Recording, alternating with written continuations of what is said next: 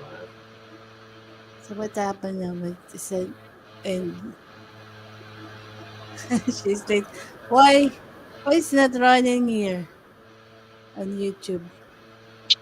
Oh, Did you push it live for your YouTube? Because Devout Don JG is there.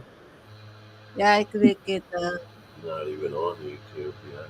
Yeah, see, wait. Okay, it's ready now. Hello, Don. Can they Looks like hear me? you got a commercial going first, Emily. Ah, so I should start it like Yes. uh earlier.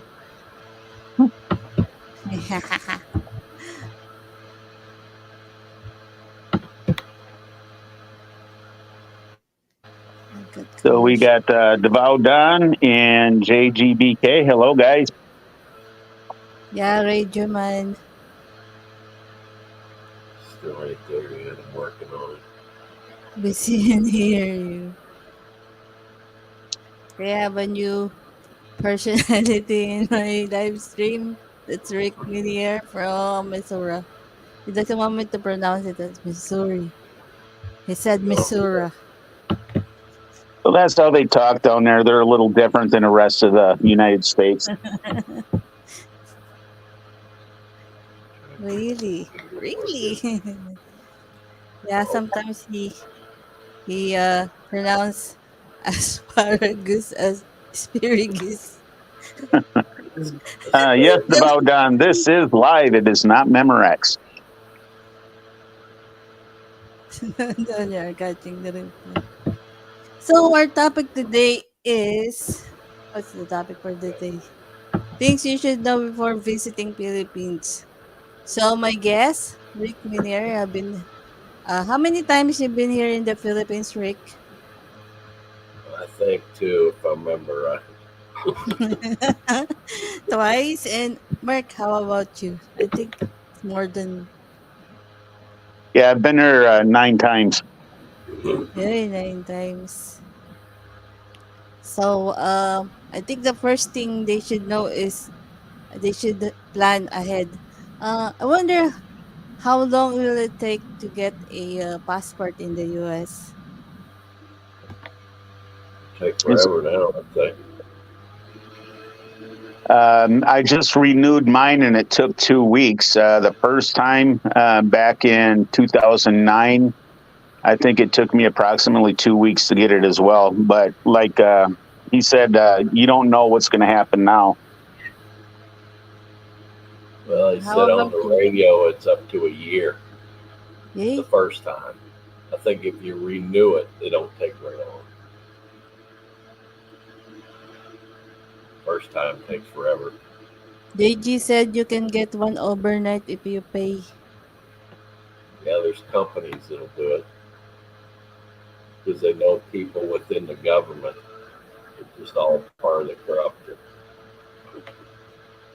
So if you got your passport now, then how long do you think you would book advance for your flight? I mean, what's the ideal uh like time you will allow for a first flight?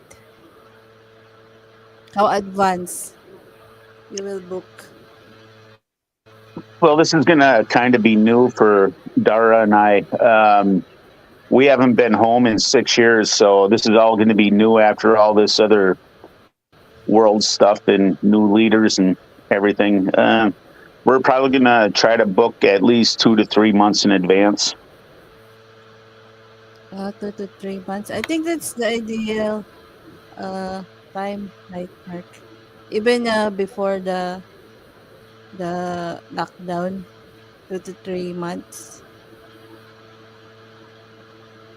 So if you of course, Mark, you went you here for a family. You visited the family, but with Rick, he is single. So how did you figure out where to go? I mean, the accommodations and all like that. Was it easy for you to find the accommodation you like?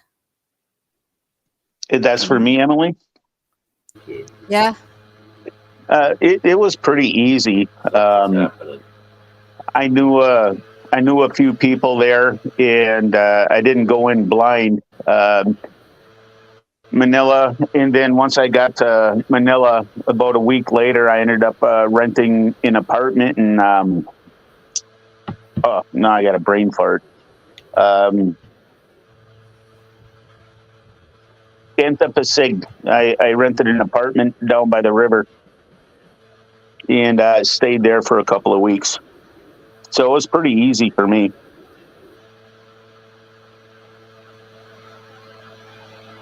You get buffering, Rick.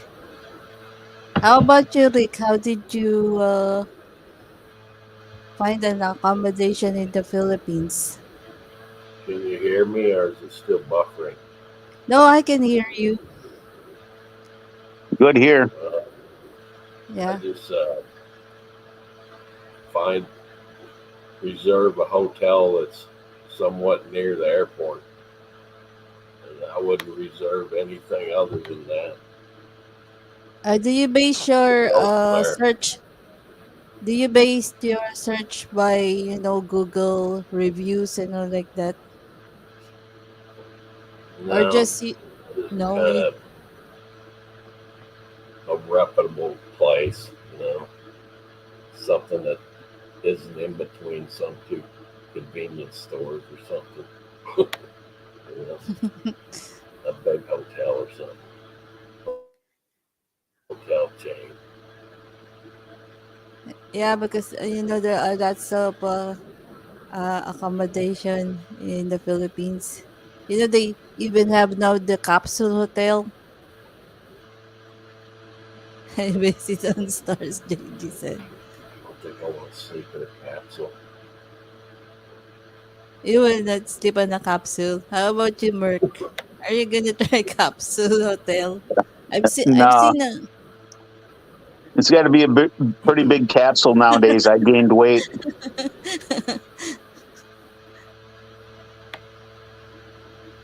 so there are hotels and resorts, apartment, condo, and if you go to resort, there's the beach huts, right, Merc? So do you always plan to go on a dry season? Well, right now for us, our big one is to make sure we're not there during the hot season. Dara and our son is acclimated to the weather here now. It's in the 60s and the 50s, and they're still going out in t-shirts. We go there in the hot season, they'll melt. So we're planning on going later on in the year, coming up here. JG hit on a big thing. I see in chat there that the public restrooms don't have toilet paper, so carry a fanny pack with wet wipes and a couple extra pair of socks if you have to use a few. Yeah, when it was in the news, there was a time that the American, they are in panic Go in into buying panic mode. they panic in buying toilet paper, and some Filipinos are like, why are they having panic? I mean, most of the time, you will not find toilet paper in restrooms. Only probably in malls, like high end malls, they already has that. I do my best to not use public restrooms, especially in the Philippines, because I've noticed that some people stand on the toilets to use it and they can't even hit the 12 by 12 bowl. It just baffles me. So I do my best to either go at the hotel or at home before I leave. So the dry season here in the Philippines, guys, that there are only two seasons, the dry and the wet season. So dry season is from November to May. and the wet season is from June to October. But if you like colder, I mean the coldest months they said is January.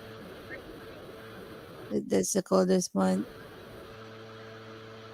Starting December, January up to February. Those are colder months, right, Mark? So you're gonna go with between those months, Mark. I mean, Uh, we're going to do our best. We're going to get when we can get the best deals. We're retired. Our son will be graduated from high school. So coming up here, we're going to have a lot of freedom to go back to the Philippines anytime we want. So, yeah, I would say between October and January, if you can't handle the heat, is probably the best time to go. mhm. Because one, I think for those people who have never been here should be ready for the hot weather. I mean, like this year, March, the highest was 48 degrees Celsius, and that's like 118 degree Fahrenheit. Somewhere in Mindanao. Do you think I Rick in Missouri it was out, right? Do you think you can stand a 118 degree Fahrenheit temperature? I've lived through a summer of 120 degrees. It was Really? 115 to 120 in 1980, I believe it was. The whole summer. We didn't have AC. And there's been summers that was real close to that since then. And I've So lived through them so you far. wouldn't really Wasn't worry about the hotness here, yeah, most people especially don't at the realize it. north, especially at the north like Pangasinan and Cagayan. They really have hot weather there, especially during summer. They We can spent get up. 3 weeks in Missouri this year in July, and it was pretty warm for us coming from the north. Dara had a little bit more difficult time because she's not used to it, but now she knows is drink plenty of water and stay out of the sun. Mhm. I I knew some Filipinas when they live in the U.S. and then go back to Philippines. They started to have blisters. They aren't used anymore to the weather, to the hot weather. So they get blisters, sun blisters. So now let's talk about the Filipino people. Uh, what are your first impression with Filipinos? Oh, Rick, you laughed. What is your first impression? What is your first Uh, impression with Filipinos, Rick? that they're probably, I would say, more outgoing than most people. Did you had any Yell problem stuff with? out at you. Did you ever had problem with communication? Like They say pretty they much say nonstop. they say everyone in the Philippines speaks English. Have you proven that true? Can you say that again? They said that everyone in the Philippines speaks English. So for you, is that r- true for your experience? How No, did you? not from my experience. Not in your Even experience. the ones that did speak English, they would start off with like 2 words of English and finish the sentence with like 6 words of Tagalog. So I mean, what good is that?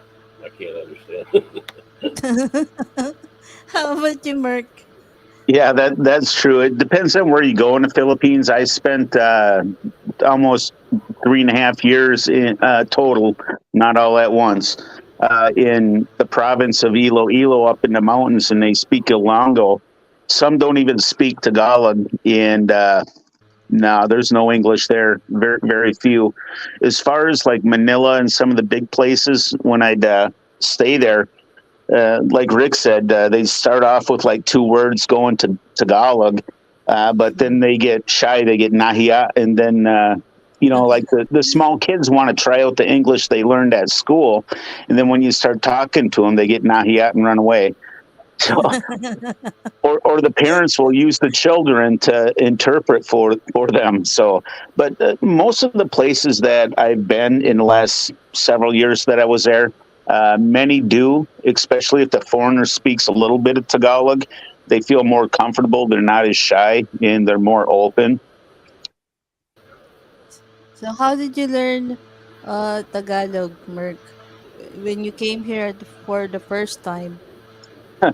Well, that was a fiasco because, like with words like soon in school, when I was researching it, I seen when I went there, I pronounced it as ooh. So when somebody'd say like Gustamo, like, and I kind of understand they were asking me, I go ooh instead of So yeah, I learned quick. There's a lot of them that when you pronounce it wrong, they'll correct you right away. How about you, Rick? What was your experience learning the Tagalog words? Well, I didn't really learn. I just winged it. JG said they stare at foreigners like we're zoo animals. So what did you felt about it? I mean, you know that a lot of people are looking at you. So how did you feel I didn't. about it? I personally didn't even really pay much attention to it.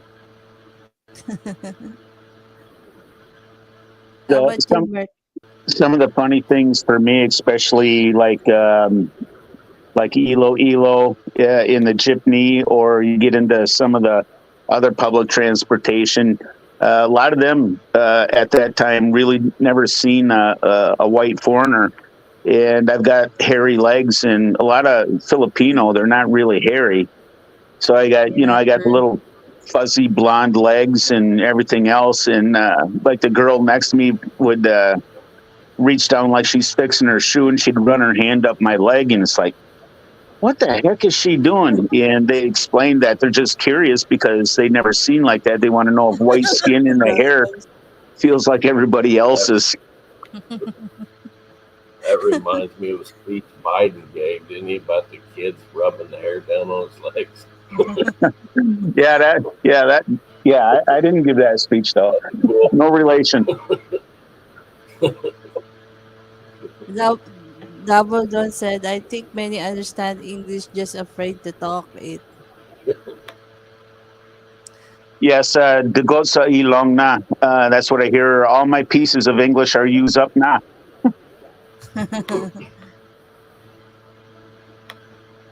So Well, what I what else? noticed was, Yeah, so what? Am I what talking? what else did you I noticed. experience when communicating with the locals?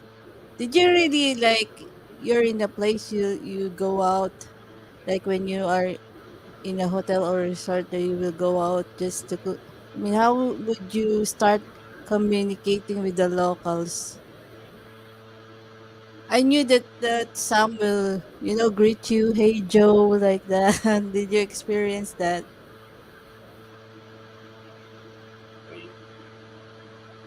I think I got overlap here.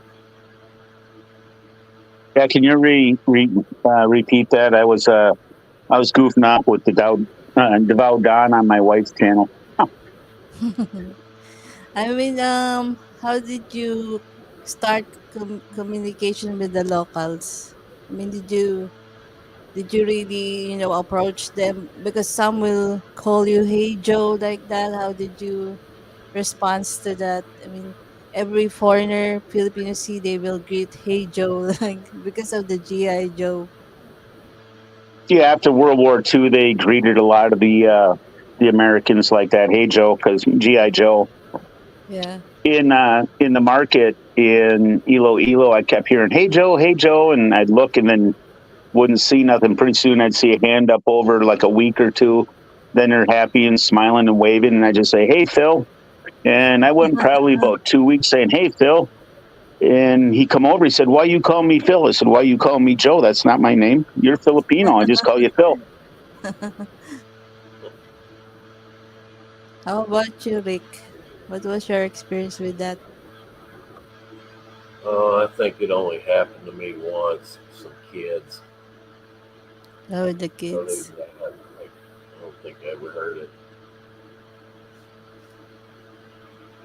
So guys, you know that the Philippines is a third world country, and there are lots of street beggars. So how did you deal with the street beggars? You know they can be so pushy that they will follow you around. So how you're dealing with that, Rick? How did you deal with the street beggars? I, I normally just looked right at them and asked them, "Do I look like a walking ATM machine to you?" And if they didn't answer me, I just walked away. How about you, Mark? Your experience on street beggars? Well, there over the times that I've been there, it's several different experiences. The kids, they'll run up to you and they'll say "Guten, guten," and they'll have their hand out, but they have a Coke in one hand and a half-eaten moon pie in the other one. It's like, no, no, it's not Paki. Just go away now, please. Um, and then a funny story: my wife and I came out of a hotel in Papanga, and a guy kept trying to sell me a shirt, and I said, "Ayoko yan, Ayoko." And then he's pushy, and I got stern. I said, "Kuya, Ayoko yan," and he said, "Ayoko din sayo." And he walked away. My wife laughed so hard. Yeah, because guys, there are some places that they aren't allowed to to ask for alms, and they also find the giver. I think you should look into the place. I mean, they some places they have lots of rules there. The city ordinance because Well, they don't, especially in the road when the when there's yeah, traffic when there's traffic and then suddenly these kids will run to your car, knock on your yeah, window like that. So Run they over. they don't want you giving alms, so they won't do that anymore. It's not like you don't like to do charity, but these kids, they are risking their lives, and you this will is see true. and oftentimes you will see the parents, they are the one in the shed, you know and they put the kids lives there, running when there's traffic. I mean, when it stop. Well, a few of our favorite places to eat in Metro Manila near the embassy. Um, Outside the hotel, there's a lot of small children, and there is a lot of homeless children Yeah. especially in Metro Manila. You can tell by the rugby, on, the paint on their face and everything. Mhm. Um, but the syndicate is big time there, and it's usually older male Filipino street people will use the children in the sympathy of the foreigner. So they'll try to sell roses or get them to go outside of a Mercury drug or wherever else and just beg for change or whatever they can get. And then you see the kid run off and hand it to somebody else. So you kind of got to pick and choose, in my opinion, at who you give the money to because it's most of the time it's not benefiting the child. Yeah. So every foreigner would ask, is it safe to go here in the Philippines? I mean, I know there's a warning at the embassy, but as your experience, do you feel safe where you were here in the Philippines? I personally felt safe, but like I said, I did my research ahead of time, and you just don't go out alone, especially if you don't speak the local language. Um, you can be sold to the 5-6, you can be used, you can be kidnapped. They have I won't say the names of the groups on here, but there are groups, especially down south, that do at times attempt or do kidnap foreigners, but it's not very often. Just don't go out alone and don't go out at night when it's dark by yourself. Make sure you have somebody you trust with you. How about you, Rick? Did you felt safe? Yeah, I pretty much felt safe the whole time. I could tell when people were following me, but I always kept my wallet in my front pocket, so I didn't really worry too much. Can you really feel that there are some that were tailing you? How would you feel? I mean, did they have like Yeah, body language, something like that? well, when you're walking down a sidewalk and you're watching the people around you, and you see one of them start to move as soon as you go by, you can see them out of the corner of your eye. Plus, I watch in front of me. I see people go in alleyways and wait for me. Mm. All you gotta do is make eye contact with them, and usually they just go away. Because guys, foreigners they aren't allowed to carry guns, when they're here in the Philippines. That's why I wear long sleeve shirts. How about you, Rick? That was a joke, by the way, Emily. Maybe I don't know. It's they're looking for easy victims. Is what they're looking for. They're checking you out to see if you look like an easy victim. Right. Yes. Yeah, you keep your head on a swivel. There's a lot of, before I went, I did some research, and a lot of the Filipino wearing their jewelry and stuff, and their purses being snatched from them. I've seen videos of women on a jeepney. There's no windows on them, going up and ripping the chains off, or ripping the earrings and ripping their ears, stealing their jewelry. So that kind of put a reality into me. Carry my wallet and my front pocket, and anybody trying to grab anything off my front, if she's not good looking, she got punched in the face, or it got punched in the face. You just had a couple incidents like that. One was in San Mateo, Rizal, where a young guy tried to grab my wallet when I pulled it out of my pocket. He fell down. Don said, "Don't bring passport out if you can live in hotel safe." That's true. Carry a photocopy of your bio page. Carry a photocopy, not the actual passport with you. Well, I hope your passport's still in your room when you get back. Yeah. Because the employees have the keys to them safes and combinations. Yeah, they do housekeeping. Yeah, you never know. Then your passport's gone.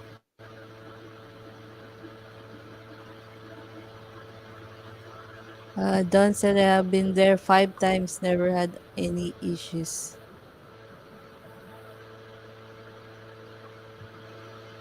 So let's talk about now food. You know that the staple food of the Filipinos is rice. You know, a meal is not complete without rice. Are you bothered by that? I mean, especially when you're visiting family, they will not serve you like mashed potato like that. It's always rice, and you might find it weird when Filipinos serve you rice during breakfast. I know you guys you don't usually eat rice on a breakfast. What do you mean by you guys? That's racist. Yeah, you just stereotyped a whole group of people here. You know, Some of us love rice. no, because I've studied commercial cooking, and when we talk about American breakfast, it doesn't have rice in it. That's why I said uh you don't usually eat rice during breakfast. That's true. Many don't eat rice during breakfast. It was just one of those things that you know, I just it was kind of normal for me. Um, Egg, longaniza, stuff like that for breakfast. It was normal. I love garlic fried rice and egg over easy with some longaniza in the morning. It's one of my favorite. Yeah, so were you surprised that they serve you rice on a breakfast? I mean, your first time in the Philippines. It didn't surprise me at all. How about you, Rick? I actually enjoyed eating rice for breakfast, which I'd normally Really? never done before. It didn't bother me at all. I mean, Yeah. even What was your fish favorite? for breakfast. What was your favorite breakfast? Rice breakfast. Mine, Yeah. probably something that I'd never had before. It's like, garlic fried rice with fish. I'd never ate fish for breakfast. And it was actually pretty good. I enjoyed it. Dawn said, my fiancé at that time in 2005, her son tried to make me mashed potatoes. No comment. And JG said, Mark, it's squirrels and frogs. Filipino food should be no issue for him. That's true. But this is weird. They served me ube ice cream with rice. Yeah, tocino is a Filipino favorite. But I knew some they don't like tocino because it's sweet. When my cousins that lives in London, they visited. The kids were like saying it's candy. Why would you eat candy with rice like that? We were laughing at the kids. They don't want to eat the tocino with rice because they said it's candy. Well, in my experience, a lot of the Filipino they like their sweets. Even their spaghetti is sweet. Everything that they have has a little bit of sugar in it. So if you're not fancy to that, it might be a little difficult for you to enjoy, especially when you go to family gatherings and everybody brings a dish because everything is sweet. Yeah. What became your favorite, Mark, with Filipino food? Well, you don't get as big as me without liking food. The only two foods that I can say I absolutely don't like is durian and balut. I've eaten dinaguan and liked it. I think one of my favorite though is probably the kambing, the goat.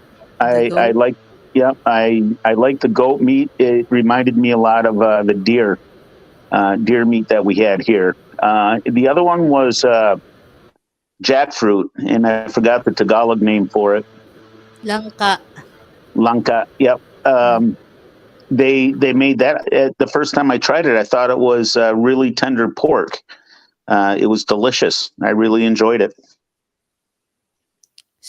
So Mark, did you try the JJ? JJ so choosy food. And I think So we lost Rick. yeah, probably his internet. Uh, He said he lives in the middle of nowhere in Missouri. So Did you ever try the street food? I mean, they said you need to be cautious. Yes, I've eaten almost everything. My wife doesn't let me eat at certain food stands. And then when they pointed out that a lot of them, the sanitary conditions, the people cooking, picking their nose, scratching their butt, and grabbing their nether regions, and then still cooking without washing their hands. Um, they say that's not good. Don't eat there. But yeah, I've had CCU. One of my favorite is Quack Quack. The battered quail Already. eggs. Yeah. Um, yeah, some of it I did, and my wife usually points out what is good for me to eat and what's not good for me to eat.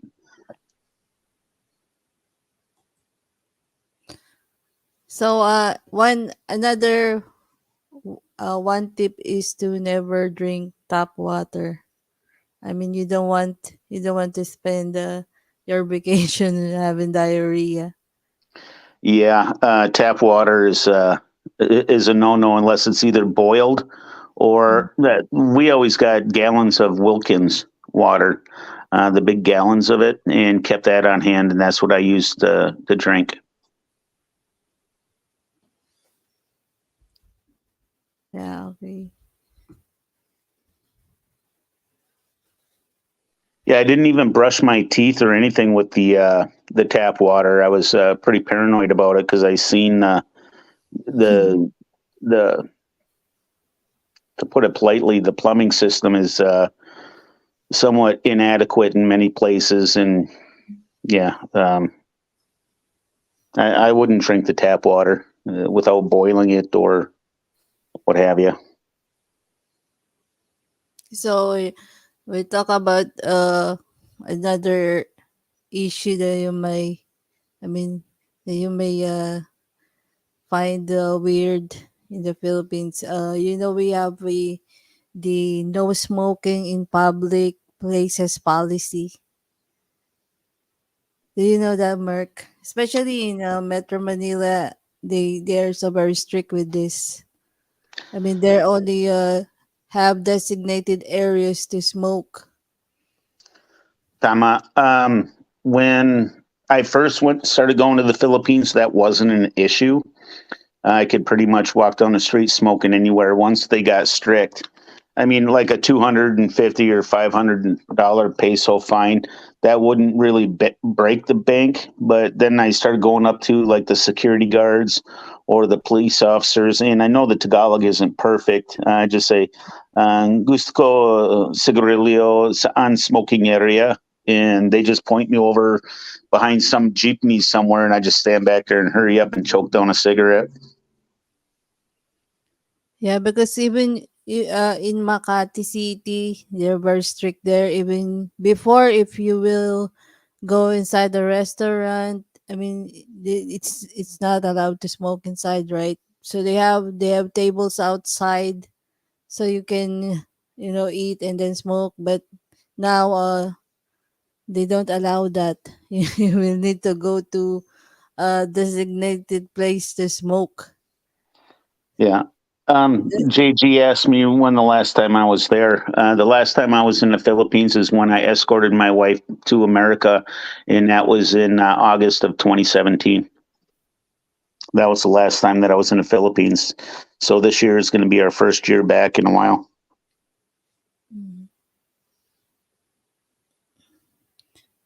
So it's like back to this the no smoking. You have your room in a hotel. You're not allowed to smoke inside. The hotels they have was designated place for smoking. Usually uh they do smoke at the pool area, or hotels like you will have a veranda or balcony. Sometimes they allow there that you smoke at the balcony, but they sometimes will give you fine on your bill once they will know that you smoke inside the room. So imagine that if you feel like smoking in the middle of the night, you need to go to the pool area. Yeah, it's true. One of last hotels that my wife and I stayed at, they had like a disco bar, I guess you'd call it, um, up on the roof, and you could smoke up there because it was a bar. But everywhere else in the hotel, you could not smoke. Yeah, even in resorts, Merc. I mean, you cannot smoke even if it's open air. You're not allowed to smoke. You're only allowed to smoke in the designated area. They will put the no smoking sign in the where you can smoke. So if you're a smoker, you should know that the policy in the Philippines or get fined. Yeah, I don't know how strict they are per se. I've never smoked in one of the hotel rooms. A lot of times, one of the workers or the bellboy, when he brought our food, hey, where can I smoke? And he'd point me to a place or just off to the side to where I could smoke, just not too far from the room. Just give them 50 pesos and they look the other way, type of issue, or 100 pesos, whatever it is. So that wasn't too bad. But JG said it's like that here in New York. For me, I can go many hours. Once you're in the airplane, you can't smoke, and it's 22-hour flight until you hit either Korea or Japan, and then they have smoking rooms, and you smoke one or two, get back on the next flight, and go. So it's more mind over matter for me. I can go days without smoking, but once I start that first one, then I'm back into being bishu. I got to have my cigarette, and it's just mind over matter. Mhm. Hello, Kevin. He said, "Bring your chinelas." Did you wear flip flops when you were here, Merc? Yes, I wore the chinelas. Um, Everybody else is going to show me some gnarly feet. I'm going to make them look at mine too. I don't like feet, and that's one thing that I had a hard time getting over in the Philippines. Everybody's either barefoot or showing their toes, and that was something that I had to. I'm not a feet guy. You're like JG, not a Yeah. fit guy. Well, I don't know why he keeps DMing me, asking me for foot pictures. He says that, but he keeps asking me for pictures of my feet. And JG said when he was in the Sofitel, they gave him an ashtray to smoke on the balcony. Yes, there are hotels with balcony that they will allow you to smoke at the balcony. Yeah, Rick, but it said device is not connected. It said their device is not connected. Rick, you should connect your mic and cam before you join the stream. It said here, device is not connected. JG. So there's this no smoking public places policy. So the next topic will be about tipping in the Philippines. what is that? Tips, tipping Oh, in the tip. Philippines. I Yeah. was thinking about that when you asked me to come up. Since you asked me to come up, I was thinking about that too. And Dara and I really thought about it. She's sitting there watching and listening from the other room.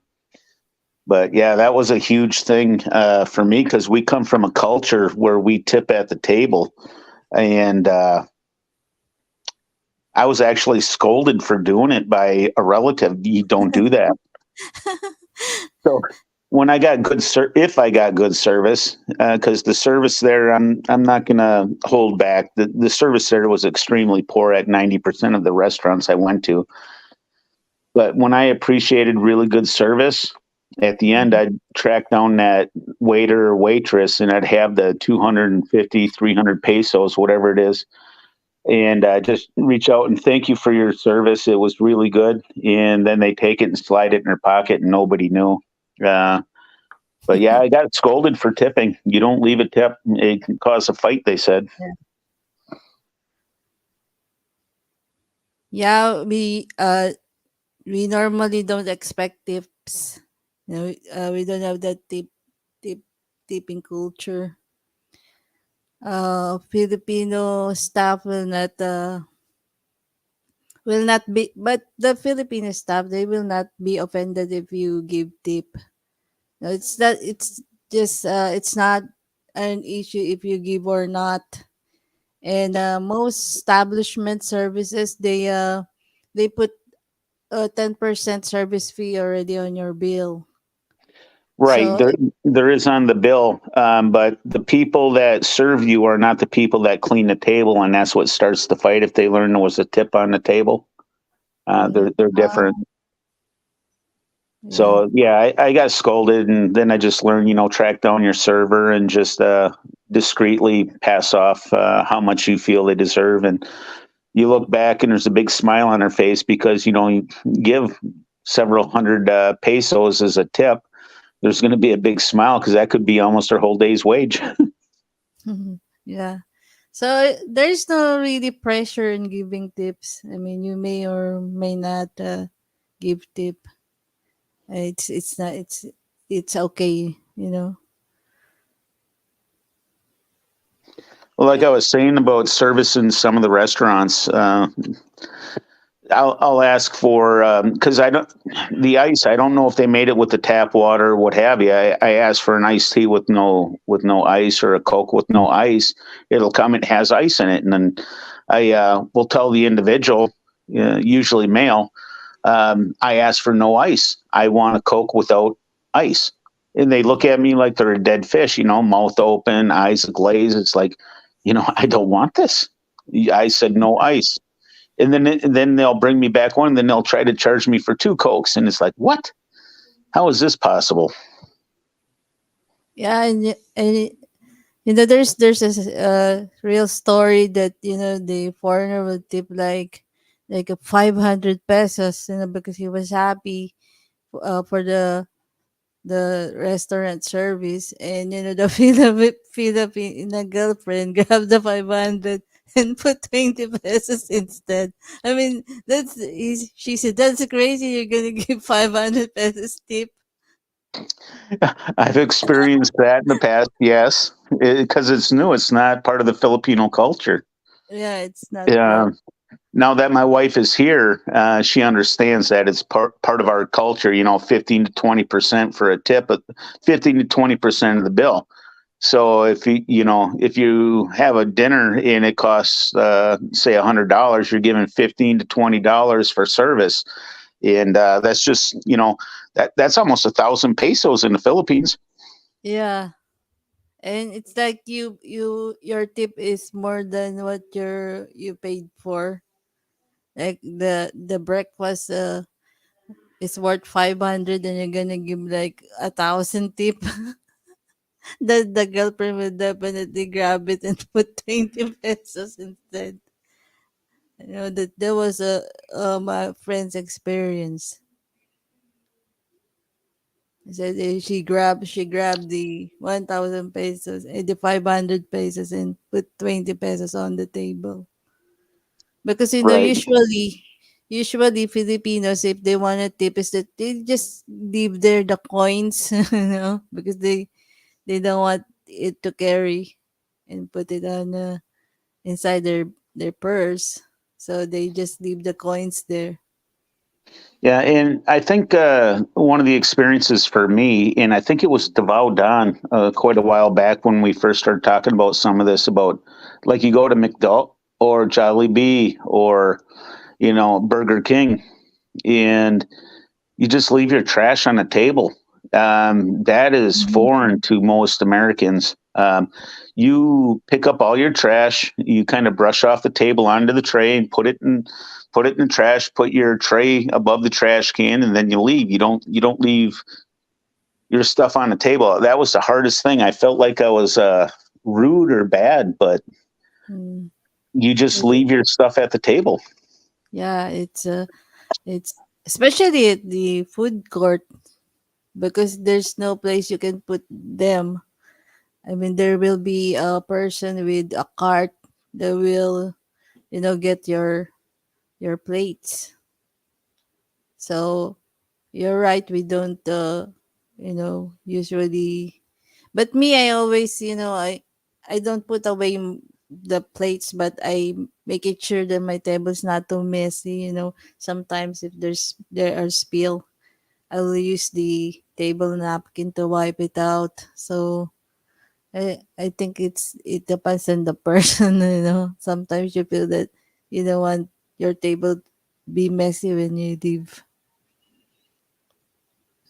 But it's a practice in the Philippines. You don't put away your plates. Well, from what I was told, part of that is they actually hired somebody to clean those tables, so they have a specific employee to clean that up. So you're taking away somebody's job. That's what they said. If you clean it up. So our son just came home. Yeah. Hello to your son. Emily Don says said, hi. Huh? Little Merc. Oh, Emily. Emily's. Oh, okay. He said hello. We call him Little Merc. looks FPJ Junior. Yeah, FPJ Junior. So Don said, I tip usually 50 to 100 pesos most times. But in the US, tip jars everywhere. Yeah, I'm getting pretty much over the tip culture here. They'll add it to the bill, 15% rate to the bill, and then they expect you to still tip the waitress or waiter. And that 15% goes to the business, and the business can put it towards wages or health care or something like that. Yeah. I think it's garbage. I think that, if people want to eat out, these restaurants should pay them a living wage. And if I feel the service was good, then I'll give them something, because tip in the beginning, from what I understand, you gave the tip in the beginning, and it meant to ensure prompt service tips. That's what it meant. I could be wrong, but that's what I had seen in the past. But the tip culture here, it's like lazy people that, they got a underwater basket weaving degree at some garbage university, can't get a real job. They go into food service, and now they expect the public to pay for them to have actually a fairly decent living wage. I'll pay more for a meal and have the restaurant give them a living wage. That's just how I feel. Mhm.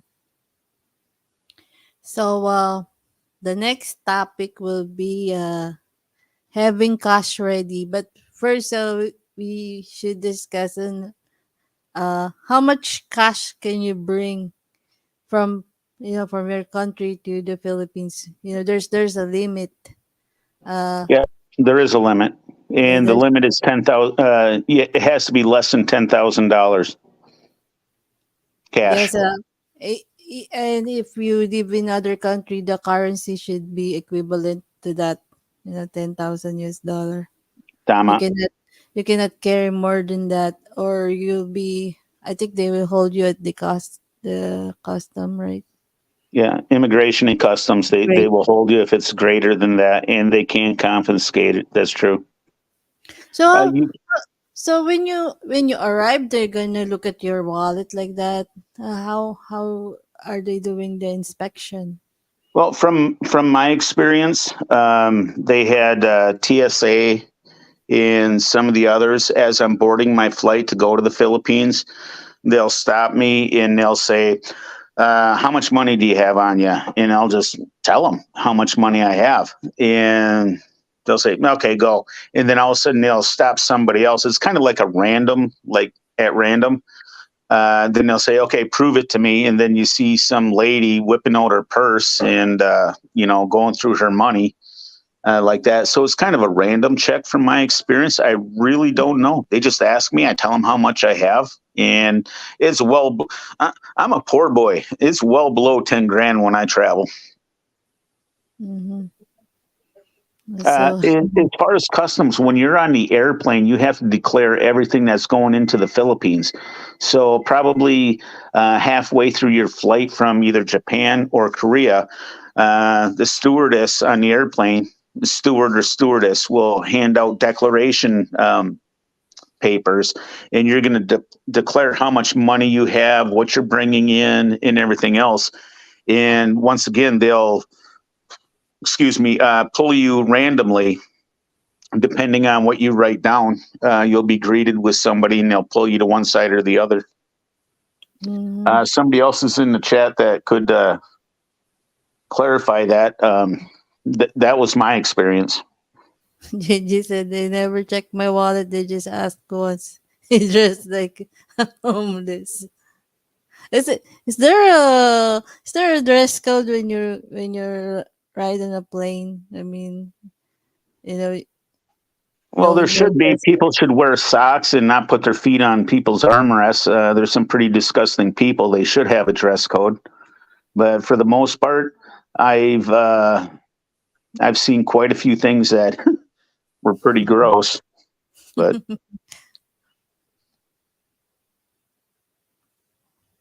JJ said is correct, Mark. But you still have when you're here already in the Philippines, you have to have cash ready because ATMs are not everywhere, and not every establishment uh, they accept credit card payments, especially in the province. There are resorts and hotels, they don't accept credit cards. and I was fortunate. Before I went, I was able to have bank accounts. This time we're not going to have it, but in the past, I've had bank accounts established through Bank of the Philippine Islands, and so I had sent the cash ahead of time, so I didn't have to carry it, and then I could just go withdraw or go to an ATM and pull out what I needed. Mm. This time we closed out our accounts when we left the last time, so we won't have that luxury. Um, but my credit cards are supposed to be able to work there, so that'll be a new experience for me if they don't. Mm-hmm. I think in resorts in Subic, there are hotels and resorts that are offering a discount every time you will pay in cash. You will have a discount. I think 10% discount when you pay in cash. And Let's like here, they're starting to do that more. They're getting away from the debit card and the credit card. A lot of the restaurants in our local area are given a discount for paying in cash versus using a debit or credit card. It can be as much as $5-6 for using a credit card or debit card on a purchase. So if you know you're going, you know approximately how much your meal is. Just bring that cash with you. Otherwise, they're going to charge you. yeah, yeah, and sometimes ATMs are just located at the town or at malls. They're not everywhere, especially in the province. So before going on a trip inter-island like that, you should always carry cash, in the Filipino currency. And like Rick was saying earlier, it's just pay attention to your surroundings.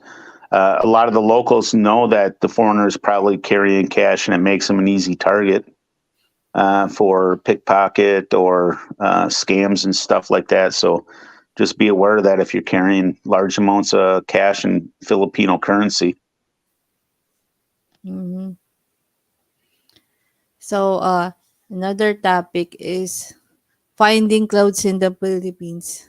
But of course, you can, especially if you will just have your carry luggages, and you want to save falling in line for the extra luggage. So you can only put there few t-shirts. So some foreigners, they find it hard to find clothes in the Philippines. Although although they are available, but it's hard to find when you're because the Philippine size, the Asian size is small.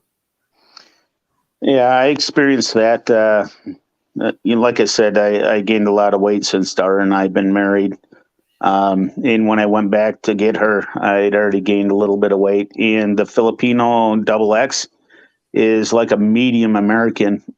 So to actually find a shirt that fits you, you need to go to Gene and Gary's tent and awning service to have them make you a shirt in your size. It's difficult to get a chubby American size. Or you can go to Ukay Ukay, Mark. Have you seen the Ukay, Ukay ukay. Ukay? Oo, alam ko Hello, yan. Ken. Hello, Ken. Hey, Nice to Ken. see you, Ken. So in Ukay Ukay, you will find the big sizes, but you still need to wash it.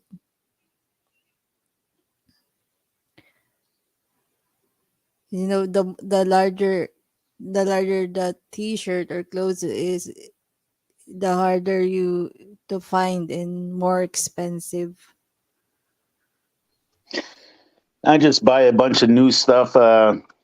Before I met my wife, I was there, excuse me, it was hard for me to get my clothes washed. So I'd bring a lot of extra socks, a lot of extra underwear, and things that I can easily jettison, just throw in the trash because you wear it, you sweat in it, you don't want to keep wearing it, you can't find a good laundry.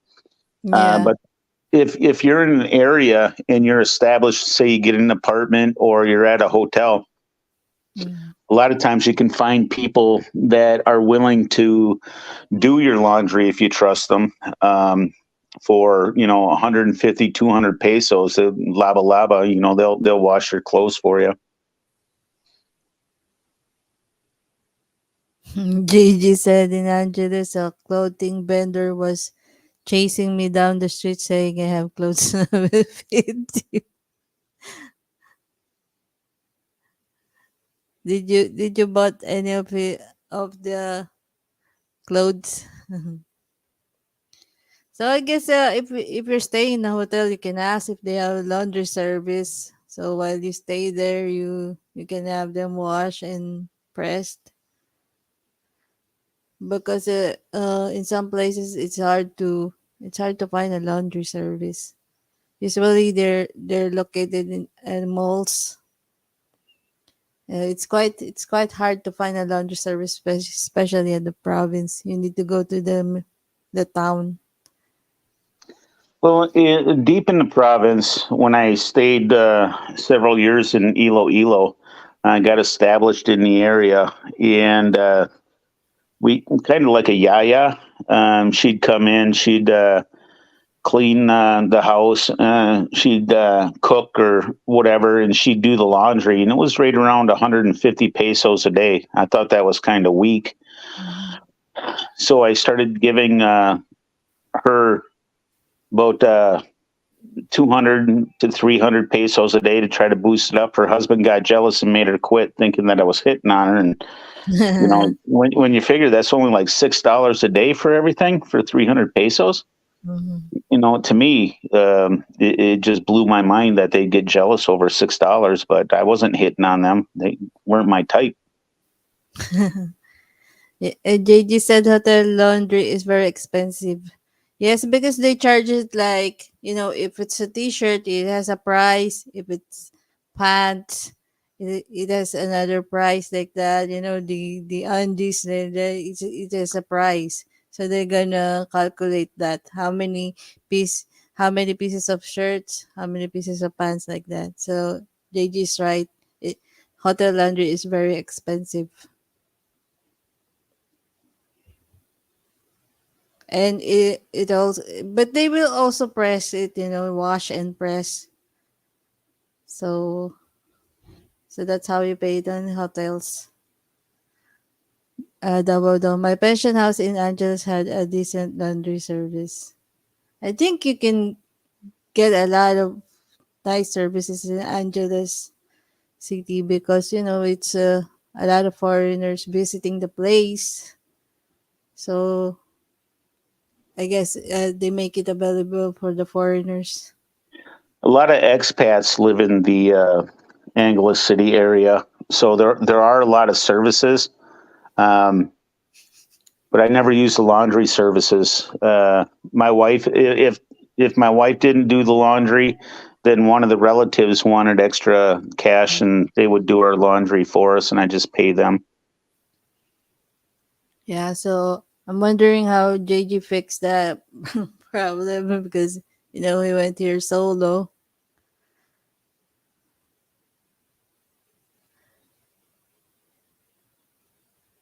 So the, any more tips, Merc,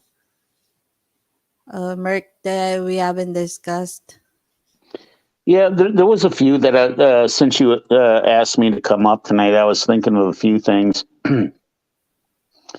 And I guess my advice to a lot of Americans, Westerners included, when you go there, you got to drop your first world attitude and not think that you're a king and you're just going to get what you want. You can complain and everything's going to be fine. Um, the entitlement type of person, if you feel entitled and you're going to get upset and angry at every little tiny thing, and going to the Philippines isn't going to be the good place for you because it's just going to go over their head. They don't care. You're not entitled there. Fit in with the locals, be kind, do your best to learn some of the language and just fit in and make friends instead of complain about everything. If you're a complainer and you don't like certain things and you're going to throw a fit, yeah, I wouldn't go. Ken said, yeah, the laundry service is fine and cheap. We paid 180 pesos for 3 kilos folded and bagged. So overall experience, Mark. I mean, did you, uh, for your first visit, was it like more of adventures and, and then did you had fun on your first visit? It kind of freaked me out my first visit because I had all these little brown people speaking a language I had no clue about. And then my first visit was 2 weeks. And then I went back a few months later and stayed in a different area on Panay Island. And it was so different than my first experience at Canta Pasig. And then I just kept going back and stay longer and longer. And I started staying 6 months at a time. And I really loved it. It's just the first time was an adventure. It kind of freaked me out. Like I said, I didn't know anything, hardly anything. And then as I started learning and meeting the people and having a barcada, your little group of friends at the local Sari Sari store, sharing a beer with. Oh, that's the other thing. When you're sharing beer and 10 to I, don't drink out of the barcada glass. You get yourself sick real quick in a hurry. You got 5, 6 Filipinos sitting with you eating pulutan off the same fork, out of the same dish, drinking out of the same glass. I wouldn't suggest that to a foreigner. Have your own glass, your own baso, and just fill it up yourself. But once I got into the culture and I started understanding, it felt like home. That the Philippines is my second home. I feel just as comfortable there, if not more comfortable than most places and states in my own country. The people are so nice and kind. You just got to be patient because they work on a totally different scale and a totally different time there. Everything's not immediate. It's a beautiful So, place. so what is that? So what is the reasons why you decided to go back? I mean, you went here for 2 weeks and decided to go back. What are your reasons going back? Shauta kasi. I had a girlfriend, Mm. and and then get married. You just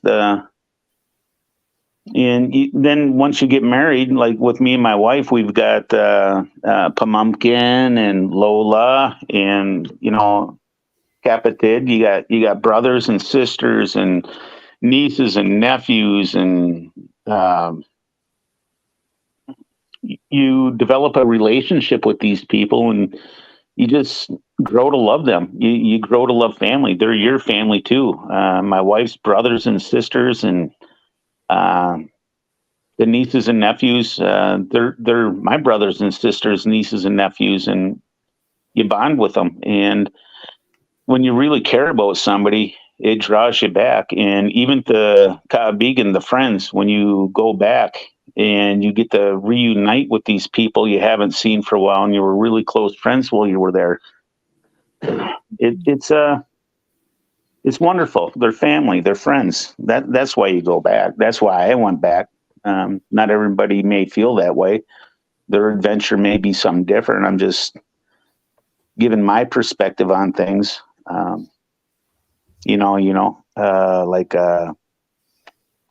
Nanay, tatay, lahat. Mhm. It's for me. It's happiness. That I'm happy there.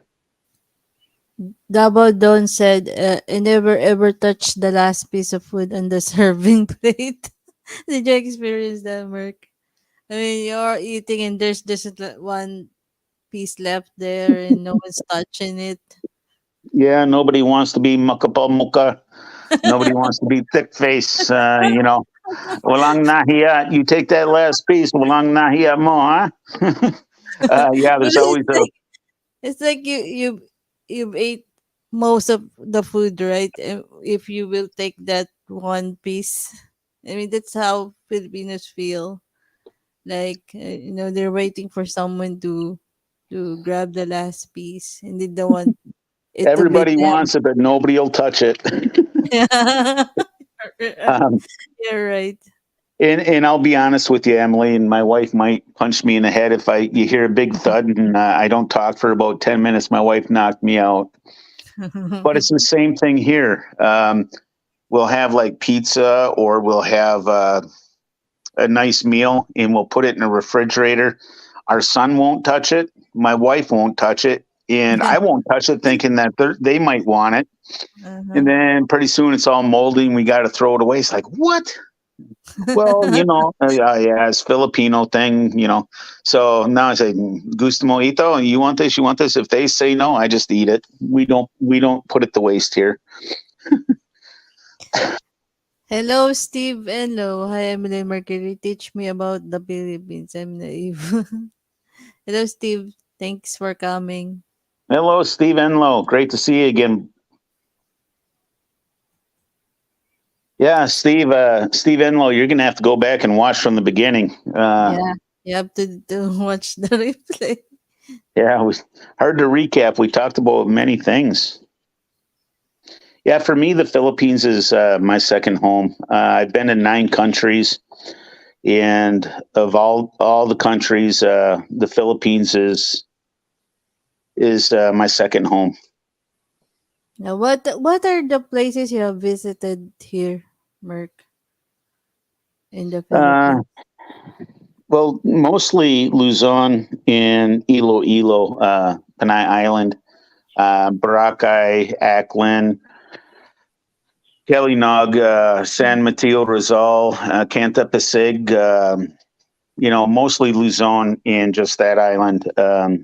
We haven't ventured out. And I've never been to Bataan, but this trip that's my goal is to go to Bataan. I really want to follow the Bataan Death March, and I love history, and I want to research that history, like Fort Santiago with Jose Rizal, the Filipino hero. Um, it fascinates me, so I want to start at Fort Santiago and go all the way to San Fernando, and just follow the whole trail. Don said, I just found the atmosphere different there, friendly. 99.9% of them are friendly. I agree with that. You go to visit somebody's house and they have merienda and they have one piece of tinapay and kunte kapi left. It's going to you. You get the last piece of everything. Uh, th- I've been treated so well and so fair and so lovingly by the Filipino people that I don't think I'd want to. I don't want to go anywhere else. So what was your first impression on Filipinos using their hands while they eat? Most Filipinos will do that when eating. We use our hands. Uh, that didn't bother me at all. You know, being a country boy, I eat with my hands all the time. If you don't have a fork, you don't have a spoon. You just eat with your hands. It was like second nature to me. But I was surprised by the efficiency at how Filipinos eat. I'm eating with my hands and my fingers. Well, they scoop it up in three fingers and push it in with their thumb. It's like, dang, why didn't I learn that a long time ago?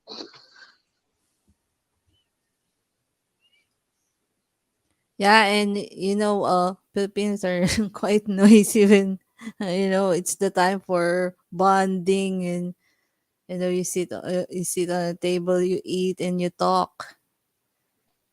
Yeah, that was one of the more difficult things that I had to get over. Two things that bother me the most, and we already know one of them is feet. The other one is mouth noises when you're eating or talking with your mouth Yeah. full. Eating with your mouth open and the smacking and everything. Oh, mahirap. That even to this day is difficult for me. I don't know. Sometimes I have to wait till everybody else is done eating before I can eat because I just can't do it. My dad was strict. Maybe it came from that, but to me, I can't do it. The mouth noises when somebody eats or talking with their mouth full. Yeah. What are they talking at the chat? There's some the Philippines when they eat, they put their feet on the chair, like, right, Merk? Well, the yeah, yeah, you know, yeah. I'll just leave it at that. Yeah, I don't do feet. I think I'd rather hear mouth noises than see feet while I'm eating. Yeah, Um, but you know, oh, you have to the be other, prepared for that. yeah. Well, not everybody does that though. That's mostly deep in the province. Not everybody does that. They're more refined in bigger cities. It appears. Um, I just lost my train of thought. I was going to tell you about something. And now I forgot. It'll come back to me. Um, but Yeah, and if they serve you pork chops and the steak, other meat, they will not give you a steak knife. There's most of the houses, they don't have steak knife in their kitchen. that's Because true. we Filipinos, we just grab the meat and eat it with our hands, or we have a talent in using the spoon and fork. We can slice it with a spoon or fork. I mean, you will not be served a steak knife most of the time. You Well, just grab the food and you just reminded me one of the biggest surprises about the Philippines. Um, when I wanted to cook for the family, especially in the province, um, you go to the market. You got the wet market, and then you got the carne. Where they do the beef, chicken, baboy, and carabao. Carabao. You can get whatever you want there, and you say, I'd like two steaks. Well, they take this huge leg off this hook, they put it down there, and they take this big axe, and they got it on this big wooden block that looks like it hasn't been cleaned in 20 years, and they're just hacking off stuff.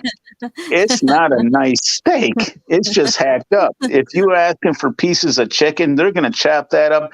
And then when you get home and you're trying to eat it, there's all these fragments of bone and everything else in your food. It's like, I asked for ground beef. They actually had a hand grinder there.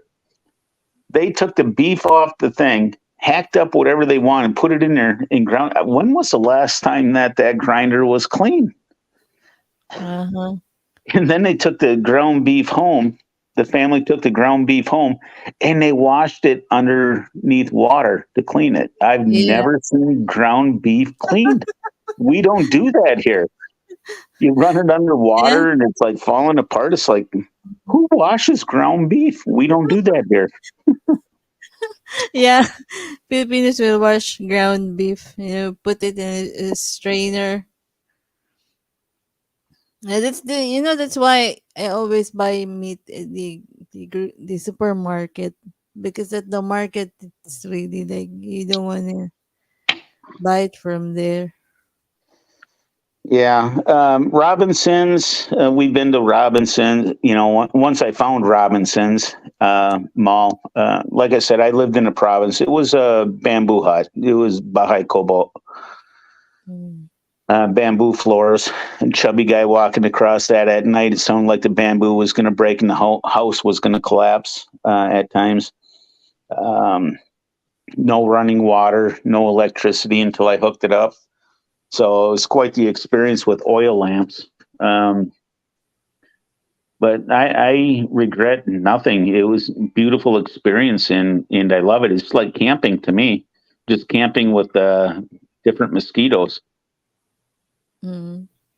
JG said, I was impressed that Filipinos could open a beer bottle without a bottle opener. Can Dara do that, Merc? Actually, yes. I, Really? I taught her how to do it. She uses my cigarette lighter, Mm. or they use the side of the table. But JG said they use teeth. Yeah, I wouldn't let my wife use her teeth, especially now because I'm paying the dental bill. JG said, what about loud chewing feet? Are you talking about Adidas, the chicken feet? I don't like those either. They said it's good source of the collagen. It's good for Yeah. your skin. I've had when I lived on a farm. I bought chickens, goats, pigs, and everything else. I know where those chickens step. They step on poop. But they will remove the outer part. There's like plastic texture there, the yellowish. They will remove that. Cardiers, marami isip, and alala. I remember that. And they will cut the nails. Yeah, they cut the toenails. Yeah. No, it's still gross. I can't do Adidas. That's with below and durian. I can't do it. I tried it once and nope, can't do it. At least you tried. There are a lot of foreigners that will not even try. It's not worth the effort. There's nothing there. So At least with what Filipino food you can say that you will never try? I mean, the balut and the others you tried. I mean, the durian you tried also. So is there yeah. any food that you will never try? There's not one that I haven't experienced that I have not tried. Like Dinaguan. Many foreigners refuse to eat it. It's blood stew. And it's got the kidneys, the pancreas, the lungs, the liver. It's got everything inside the batuka. It's got everything inside of it, and I've eaten it. I don't mind that. Some pieces are really chewy. I don't like that, but I like Dinaguan.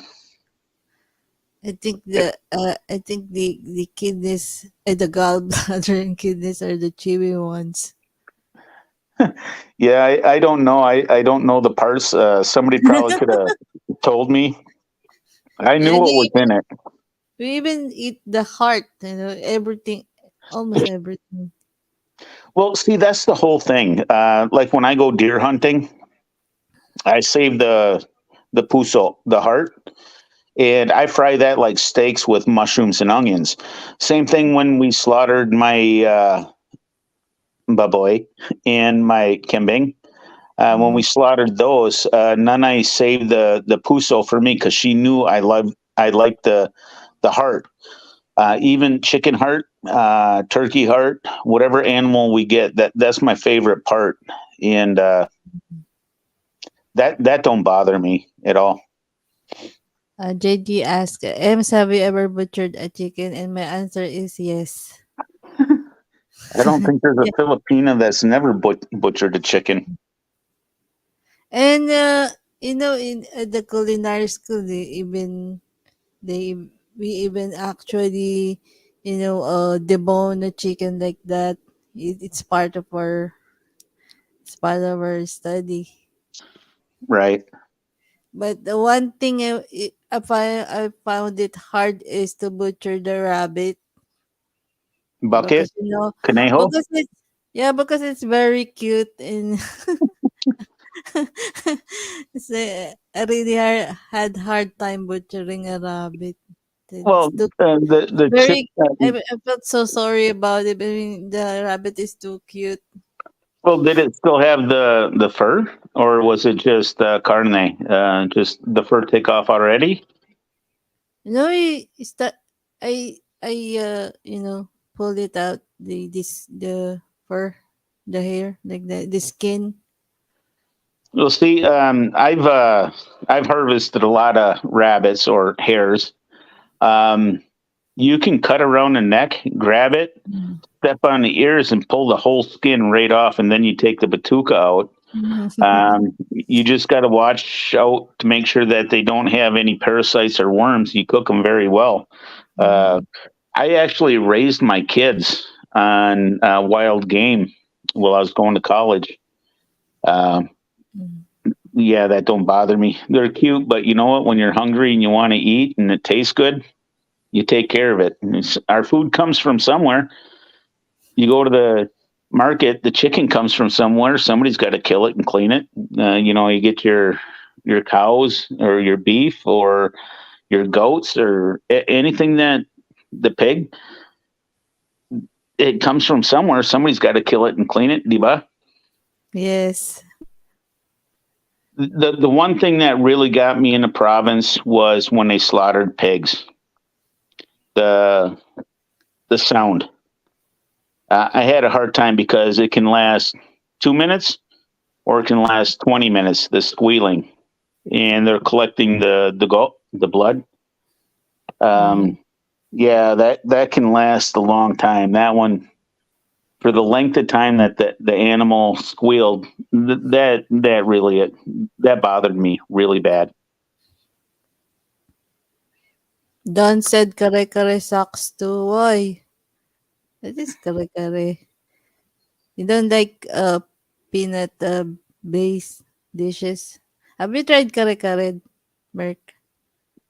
I don't like it. You didn't like it too. I mean, Uh, it a must lot of be them they put too much different. peanut butter in it. I don't like peanut butter in my food. The only food I like with peanut butter is peanut butter and jelly sandwiches. And Don said hold the mayo. So you tasted also the sisig. I mean, it originated in Pampanga, Merk. Yes. The What? sisig. What?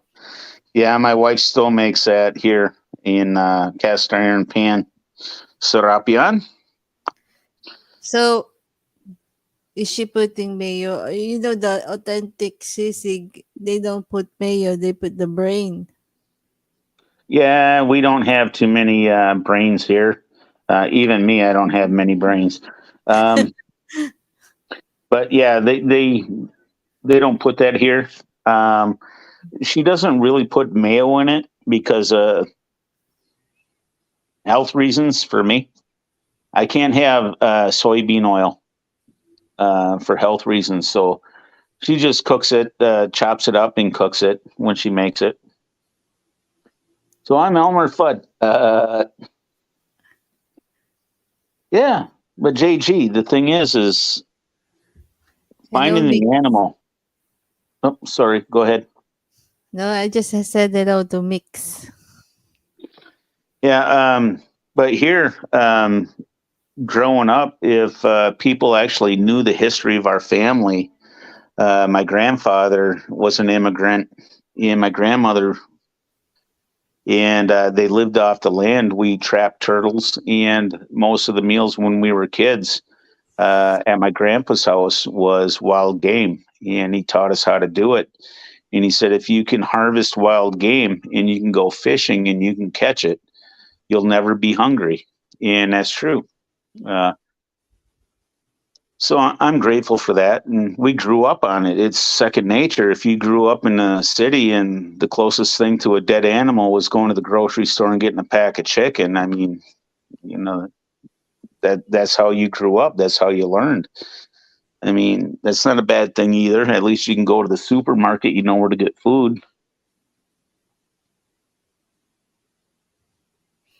Don said all the mayo. See, my wife likes mayo. I'm not a fan of mayo either. I like Miracle Whip.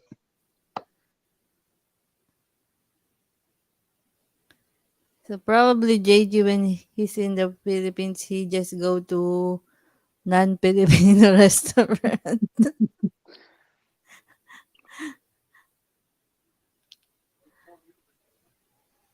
What is have you been to restaurants, Merc? And what is the best restaurant you've been to when you were here in the Philippines?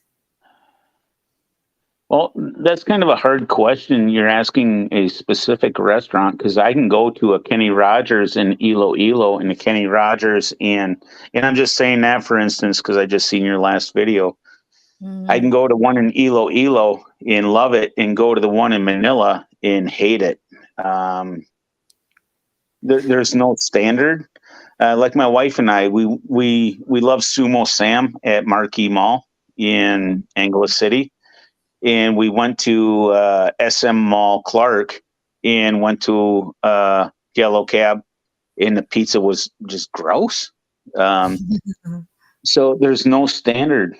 Um, I think some of the best restaurants that I've been to, there's one that my wife took me to. It was called Ichabod's in Angeles City, and they had grilled bangos, and we had sinigang and different, and it was just so delicious. I think that's my favorite. The ethnic food yes, cooked nice. sinigang. Did you went to that buffet one that serves exotic Pampanga dishes? It was I don't. they have it there in Angeles City. Well, JG said my El Peno Pizza is terrible. I think it's closed now. My wife could correct me if she's listening to me. There's one restaurant. It's a Korean restaurant called Gani Three Mm. that I really liked, and we tried some Vietnamese. But the Korean restaurant there, I really liked that. Um, but I don't ever recall going to a buffet Mhm. in Angeles City. No, we went to Kokomo's. That's on Walking Street. We had beer and a hamburger on Walking Street and watched all the pathetic Westerners trying to find girlfriends on Walking Street. We had a good time laughing at them. It's quite I've been there and just once, and I felt like I'm in a different country. I feel I'm the one that's foreigner. Yeah, there's an idea when you go to that place. And my wife, she was shy. I said, I see this all over the internet, Mahalko. Gusto ko yan. And she said, okay, sige, sige. And we went, and she felt nahiyat. She's sitting there, and she's nahiyat. And Yeah. the Kalubi or the street children trying to sell us everything from gum, the guys trying to sell me Viagra, whistles and balloons and everything else, the street vendors. Mhm. And we both had Jack and Coke, and over time, my wife's just laughing. She says, "Why am I shy to be here? They're the ones that should be shy. I'm just having dinner and a drink. They should be the shy ones." Yeah, and I went to a restaurant nearby. I mean, not really at the walking street, but there are lots of foreigners, and wow, they're so very loud. It's like I wanted to go have a table outside the restaurant. I mean, they're all talking, and that's what I notice about foreigners. When they talk, they're really very loud. Oh, talaga? Have you been around a couple Filipinas, maingay. I bought my wife a coffee cup. She said, "I'm not loud. I'm Filipina." But JD said, "Oh, Pinoy pizza is terrible." Even they said SNR pizza is nice.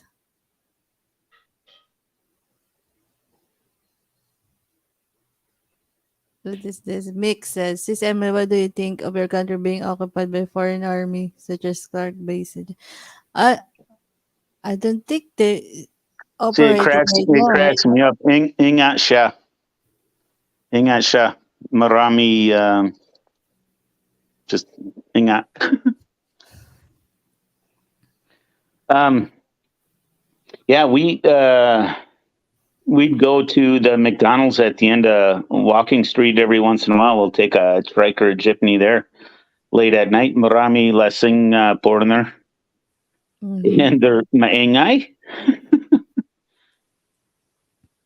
So Mix is asking, Sis Emily, what do you think of your country being occupied by foreign armies such as Clark Base, etc.? I don't think they're operating now, right? I mean, the, Well, it's kind of controversial. He's trying to stir up a little bit. It's not an occupation. It's an invited because the Mhm. Philippines is not a colony anymore. They were Yeah. liberated back in the 50s. They have their own Independence Day. It's just a controversy that is stirred up everywhere this individual goes.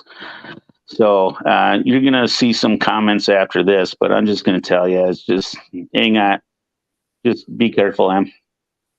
Mm-hmm.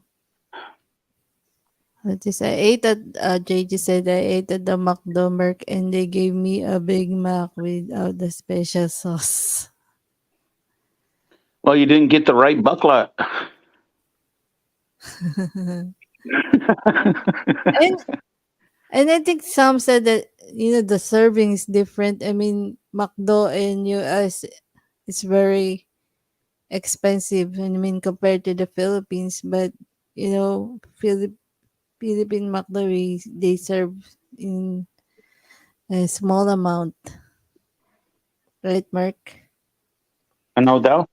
Have can you compare the McDonald's there in the US and the McDonald's here in the Philippines? I mean, I bet the serving size is different.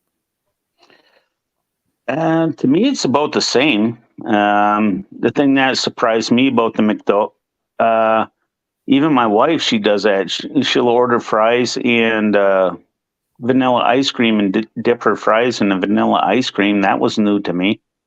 A lot of Filipino do that. Mm-hmm. JJ said McDo in America is expensive. I think it's actually more expensive in New York City than it is here. For a meal here, it's about $8 now for a complete full size meal. That's expensive comparing here in the Philippines. $8. It was pretty standard. Like I said earlier, when you order something, to order something specific, you're not going to get it. I don't know. You order a drink without ice. There's going to be ice in it. You order it with extra pickles. There's just going to be one pickle. Mm. So that's just something that if you're going to go, expect you're not going to get your full order. I wouldn't get if you get indignant, I seen one foreigner. He went off and he was yelling, and they were just looking at him like, "Okay, just leave." And they have security guards there, like JG said. McDonald's has security guards. You started getting unruly, the guy with the shotgun's going to take you out. Not with the shotgun, but he's going to tell you to leave. And another thing is coffee. Most Filipino family, especially in the provinces, we don't usually have the coffee maker. I mean, with Merck, right? There we have the 3-in-1 coffee. A three in Instant. one, 5 in 1, like that. Yeah. Yes, but Dara, if you watch some of our videos, we make homemade coffee, and she and I like it without sugar or cream in it most of the time. Just black coffee. Homemade. And I said, Have you tried when they roasted rice like that? no. When I Yeah. was in the Iloilo province, they had wild coffee grown on the side of the mountain, and Tatai would go get it and peel off the beans and dry them out, and then take off the outside of the bean, and then dry them again, then grind them up and make homemade coffee with that, and that was delicious. But Dara prefers it just black coffee now. Mm-hmm. Because most will serve you 3-in-1, right, Merc? Uh, yeah, One. well, depends on what hotel you're in. If you ask for just black coffee, it's not going to be very strong, but you're going to get just black coffee, and they'll have the sugar and cream packets on the table. So it depends on what hotel for breakfast or what restaurant you're at. It depends on them. If you order it specific, you'll get it, but 9 times out of 10, you're just going to get 3-in-1. And sobrang matamis. I don't like that. Davao Don said that he had Civet coffee. That's where the little cat looking thing with the long tail eats the beans and poops out the rest of it. Then they clean it, grind it up, and make coffee out of it. That's poop coffee, Davao Don. I don't think I'm a fan of poop coffee. Sis MK, I sent you the link to at the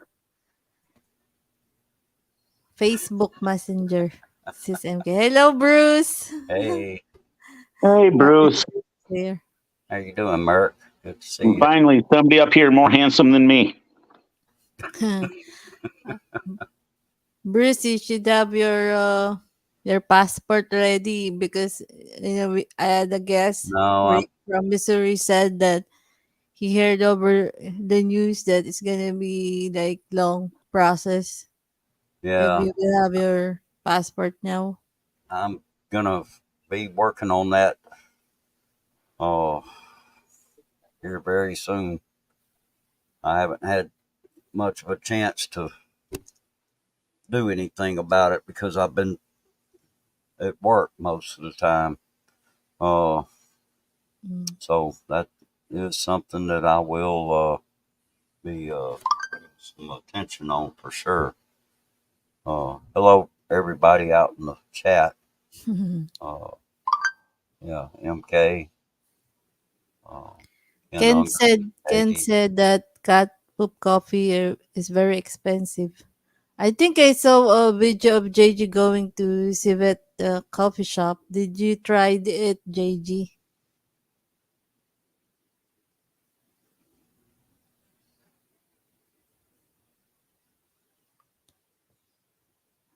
Bruce is gonna become a passport, How bro. you doing, Ken Unger? It's good to see you.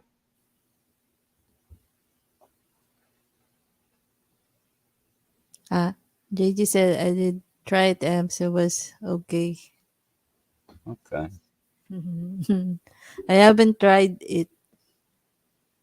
And how much was it, JG? I sent the link to sis MK in her messenger. Oh, okay. How you So doing, MK? how expensive is Civet coffee? I mean, how much is one cup of civet coffee? I don't remember. Uy. That's Dara. Dermerk. Dara. Pop up Hey, and Dara. Dara. Hello, Dara. Yes.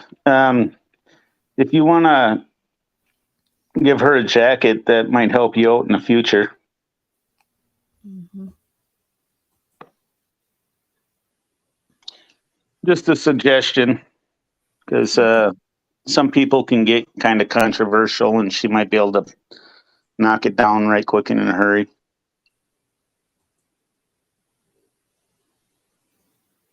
Anyway, I just got home from work. I had to work late, and Uh, so that's why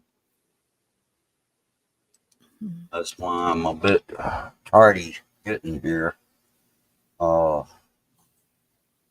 I was supposed to have left at 7 o'clock, and I could not leave where I was working because it's the self checkout, and somebody has to be down there, and they didn't have anybody down there. And I finally went down there and asked them. I said, "Are y'all going to send somebody down here to relieve me so I can go home?" And the girl acted like she had to made this look like she wasn't even aware that nobody was down there except for me.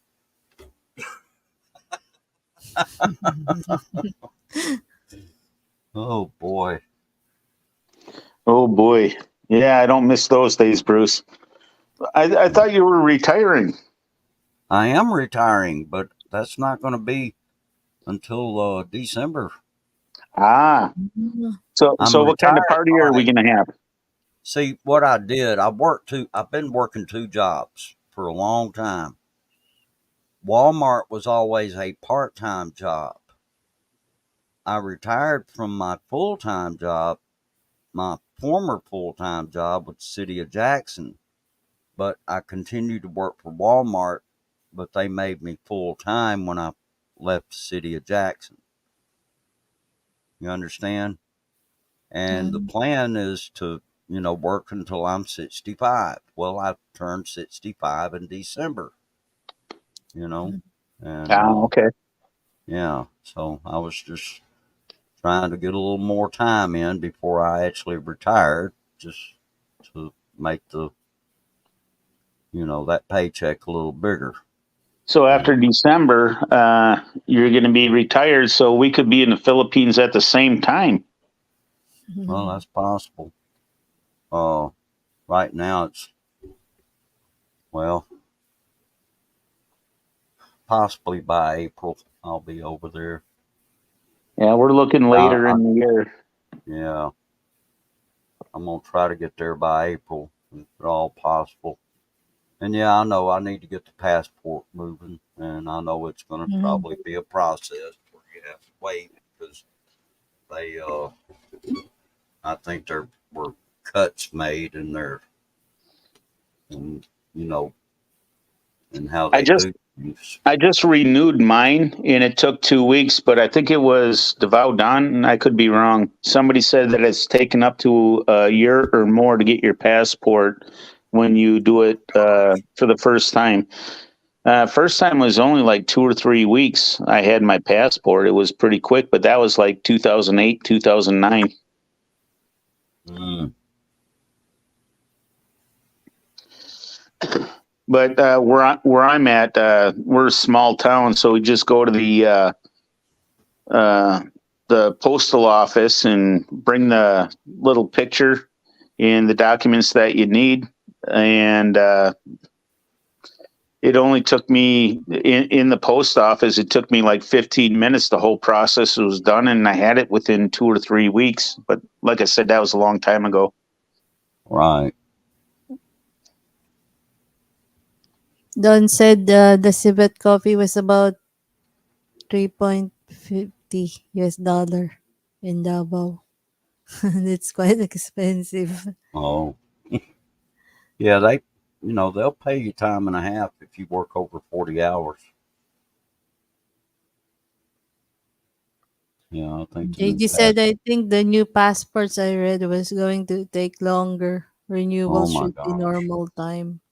Well, that's not something that I need to hear. Don said, I just Googled it, said 10 to 13 weeks for new passport. Oh my gulay. Yeah, you better jump on that bandwagon right quick and in a hurry, Bruce. Oh yeah, I know. I know it. Well, just bring in your old one that was carved out on stone, I and never they had might be able one. to renew it. I've It's a never joke. had one. It's a joke, Bruce. Oh, Carved, okay. carved out on stone. Your Fred Flintstone. Oh yeah, my Fred Flintstone special. Yeah. Yabba dabba doo.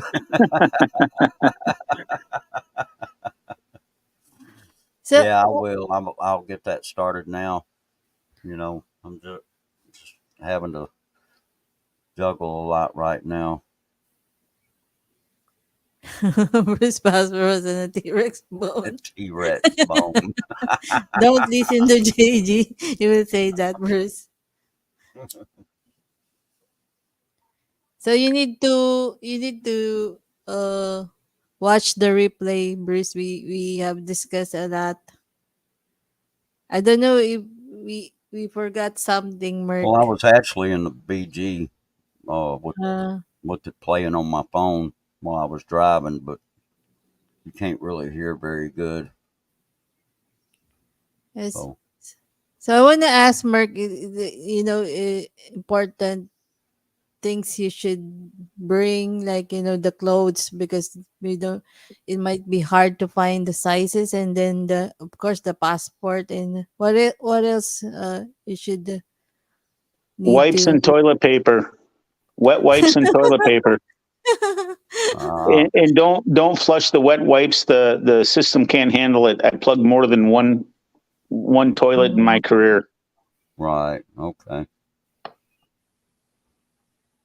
And the rest, I think, I mean, you can buy at the grocery supermarket. I think it's not allowed to bring liquids, right, Merc? The liquid, The even. small ones, I can't remember. I think it's like 4 ounces of liquids, like shampoo, things like that. Somebody else might be able to correct me. It's been a while since I traveled, 6 years. But you can't bring like big bottles in your carry-on.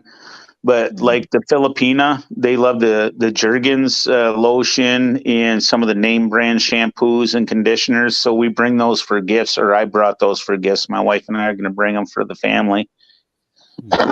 Yeah, but you Um, cannot bring that in the carry-on luggage, right, Merc? tama, tama. Does it take time if you have extra luggage? I mean, you will fall in line. Well, when I fall in line, I'm allowed 2 suitcases, and I'm allowed 50 pounds each. If it's over that, then I get charged extra. So when me, my wife, and our son goes, we'll be able to bring one extra suitcase with gifts for the family, and it can be up to 50 pounds each. So that's 150 pounds we can bring of gifts. Mhm.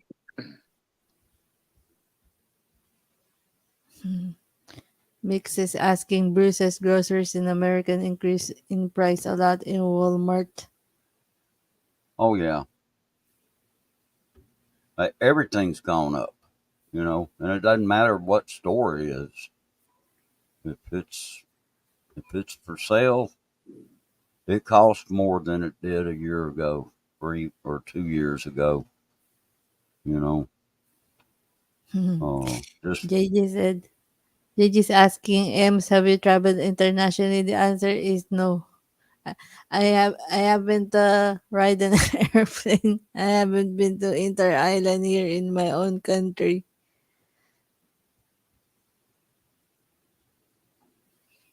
you'd So have to I you would have but to break in just doing a bus trip somewhere, huh? but I do have a passport. It's never never been used passport. I mean it expired already without I mean nothing in it. Oh, okay. Not a single stamp. You know, here in America, you know, most Americans, I don't think think about a passport unless they know they're going to be traveling abroad, you know. Mm. And,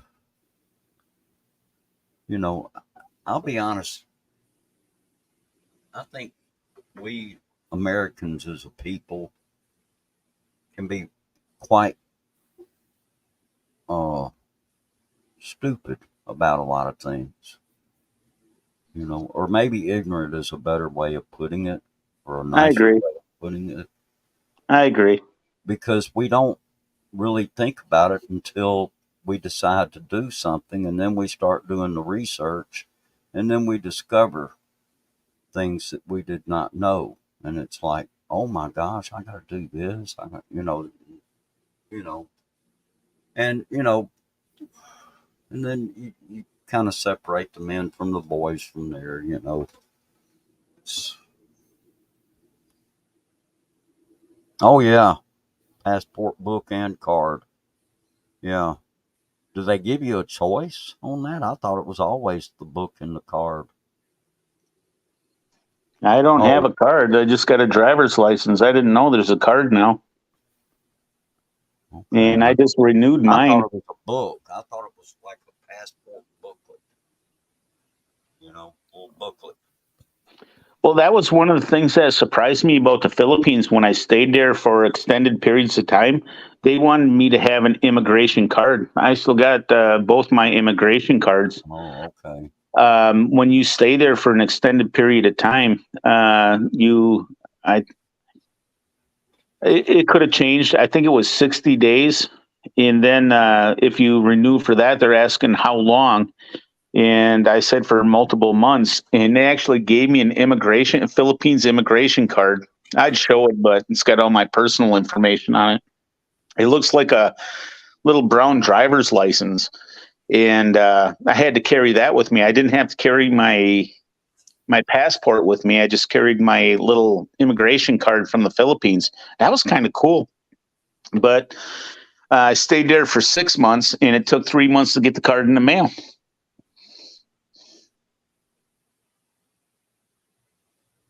John said, Bruce, I recommend you get the passport book and card.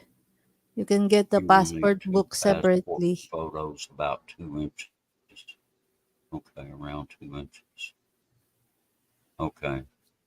There's a if you go to like a Walgreens or something like that, and you're saying I need a passport photo, they will just do it, and you can wear whatever, and they can put whatever clothes on you because you can't have glasses, you can't have a hat, and you have to Oh, have well, that's not a problem. That's yeah. not a problem. I don't need any of that stuff. I don't ever wear a hat.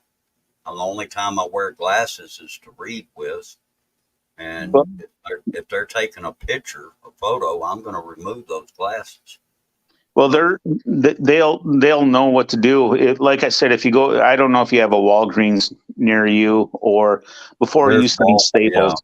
there's Walgreens You just tell them all I over need the passport area. photo. You go in. At the time that I took mine, I think it was like $15, and I got what I needed, and I was out within 10 minutes. But I live in a small town, so Okay. yeah, just And say I need passport photos, and they'll tell you what you need, and just take your photo and then bring it with you with all your documents. I think birth certificate, your driver's license, and I can't remember what else. Somebody else might be able to let you know. So how much does it cost getting a passport there in the US? well, Don's got the answer right there. Passport book, 130 US dollars, and the card is $30. And So how many years before it expires? I think it's good for 10 years, isn't it? Yeah, it's 10 years.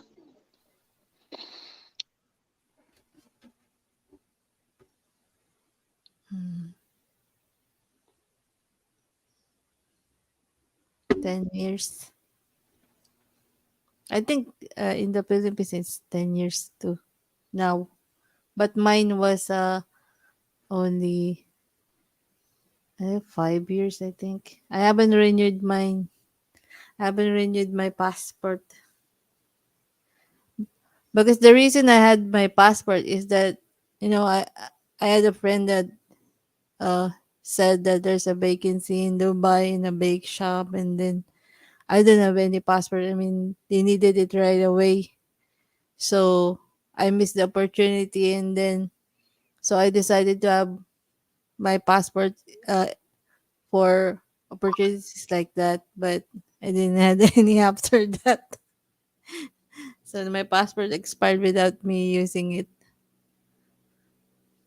Well, I appreciate the information that everybody's been, giving me about the passports.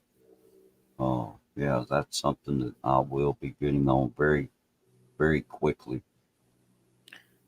So I think if you will just stay for a month, you don't need a visa, right? I can't recall my first time I went. I think it was 60 days. I could stay visa free. But after I realized how much I love the Philippines, you can actually get a visa before you go. You get a broker and you send your passport to a Philippine embassy, and they will issue you a visa for the length of time that you're going to be there. They do the FBI and NBI checks on you before you go, and you can get it up to 6 months. The thing that I learned is if you're in the Philippines for 6 months, before you can leave the Philippines, you need an NBI check to make sure that you don't have any debt or Oops. Oops. so if you don't have that NBI check, they will hold you at the airport until you get it. So how Okay. much will you pay for a tourist visa? If I remember right, it was about $150. Oh no, for the tourist visa, the 60 Yeah. days, it's free. It's automatic. Oh, so Every it's free, American right? gets it. Yeah, it's free. Like with me now going back to the Philippines, I can stay for a year for free because it's a Ah, Bayan. balikbayan. Yeah, a Bayan How about visa. Dara? What is Dara's uh status? Did she file for dual citizenship? Hindi pa. No. No. So we bring our marriage license as soon as I go to the Philippines with her. But if you use the Bayan visa, your spouse has to be with you, and you have to have your marriage license with you. And then the foreigner can stay in the Philippines for a year with no charge. Mm. Hello, Adrian. Hercules is here. Adrian, are you planning to visit Philippines too? You just missed the uh, conversation that was made about McDonald's, Adrian. Yeah. Mm. You're You're not late. gonna miss McDonald's. They said they have a similar serving, Adrian. Hey, Adrian. Yes, if married, you can get a longer visa. Oh, Yeah, okay. it's a 1 year visa, and so say Dara and I wanted to go back to the Philippines and stay there. There's different visas you can get. S something or other visa. A lot of the channels talk about it. But if Dara and I just wanted to stay there, um, I go there with the marriage license, and my wife has to be with me. I get 1 year. So then after that year, before that year expires, I need to fly to a different country. So I either go to say Thailand or Korea for 24 hours, fly back. I get 1 more year. So to fly Ah, out once a year, you get a year at a time. It's an option. Some people retire SSRV visa, I think they call it. I can't remember where the foreigners retire there, but they have to have 23,000 US dollars in a bank, which is almost 1 million pesos. Ooh. mm, And um, if they have that in a Philippine bank, they can apply for that visa. And there's a military, retired U.S. military that applies to. So they can stay there as a permanent resident, and they don't have to have the, leave every year. But I'm not familiar 100% with that. There's other channels that do it. I won't promote any other channels, but there's some that specialize just on visas. Mhm. Don said the application is a 35 acceptance fee on passport.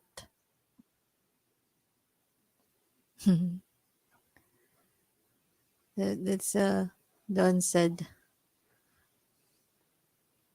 But that's the That listen to sounds replay Adrian similar for to the what they did in Thailand. Actually, Mhm. about the I know a few years ago, uh, they decided in Thailand that if you wanted to retire there, you had to have it was, I forget now exactly how much it was, but it was a lot. It added up kind of close to like 25,000 US dollars, you know, and it had to be in a Thai bank. Yeah, from my understanding, Bruce, that's to ensure that if you incur any debt or get deported, that your debt is covered. That's why they do that. Oh, okay. It's not. I don't. Somebody could correct me. I don't think you can take that out of the bank either. So if you have that money, that's just to Yeah, make sure if you get deported or die or have medical expenses, that's to cover your expenses. That's why they right. do that. I'm sorry, I'm getting a cold. Oh, goodness. JG said, "Wow, MC, we broke 2 hours. We went over 4 hours last time, JG, when I was just testing StreamYard." Well, that was Bruce. He was singing cool songs. Yeah, And Bruce did it. it's Adrian. So Emily, the famous YouTuber now. It's my fault. But you know what? I was not Oh, opening my boy. cam last time, and I experienced what Bruce will usually do during live stream is the yawning. I was yawning already. So this is how it feels when you go over 2 hours of live streaming. I was really yawning, and it's very hard to just sit down for long Oh, hours. yeah. I So Bruce, remember those early so streams I did, and you would come in there and count the yawns. so Bruce, you and I were both there, and Emily was yawning. Let's ask Emily, who was the most boring? Why did you yawn? Was it me or was it Bruce that made you yawn? Yeah, but I I should have started the StreamYard before. I don't get tired. Not like when I'm alone and I'm only the one talking. I mean, I can just talk for an hour. I mean, not beyond 1 hour. It's hard. I'm laughing at some of these comments. Don said if you enter Philippines with Filipina wife, you get 1 year balikbayan visa. Yeah, you told me, GG. MK. Yeah, Now, MK if you told me. all start singing, you can live for 5 hours. Have Merck sing a song. Well, Yeah, what? Bruce and I can do a duet song, sung blues, weeping like a willow. Song, blue, sleeping on my pillow. Bruce is better. Yeah, JG Bonnie Merck will Pam. definitely sing. Oh, that's the first time Mercury sang. We made him sing. Ems needed her afternoon nap.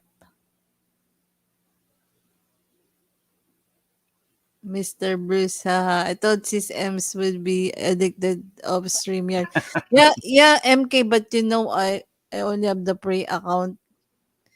So 20 hours only per a month, right, Bruce?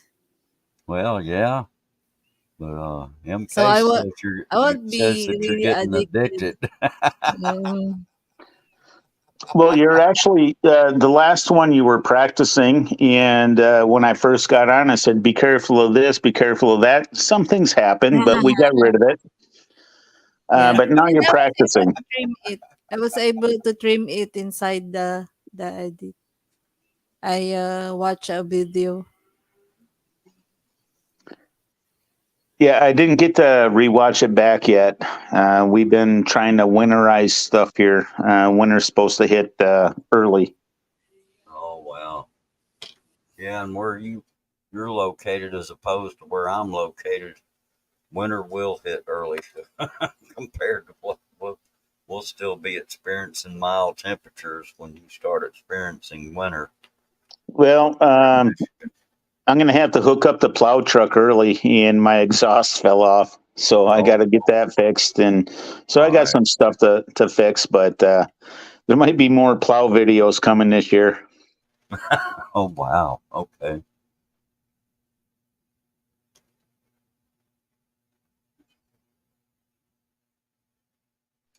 Devout Don says, Sana all. Well, Devout Don, I can send you the snow. I'll plow it up and just send it to you. Yeah. I'll just box it up. Box it up and send it what FedEx.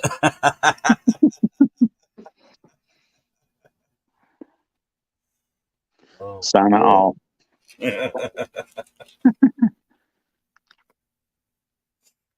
Now things been going good. Wait. This has been a busy year for us. We've really Got enjoyed it with the disconnected.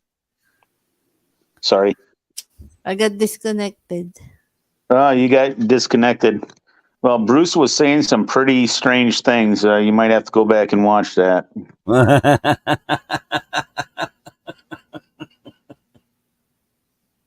Oh no, not me.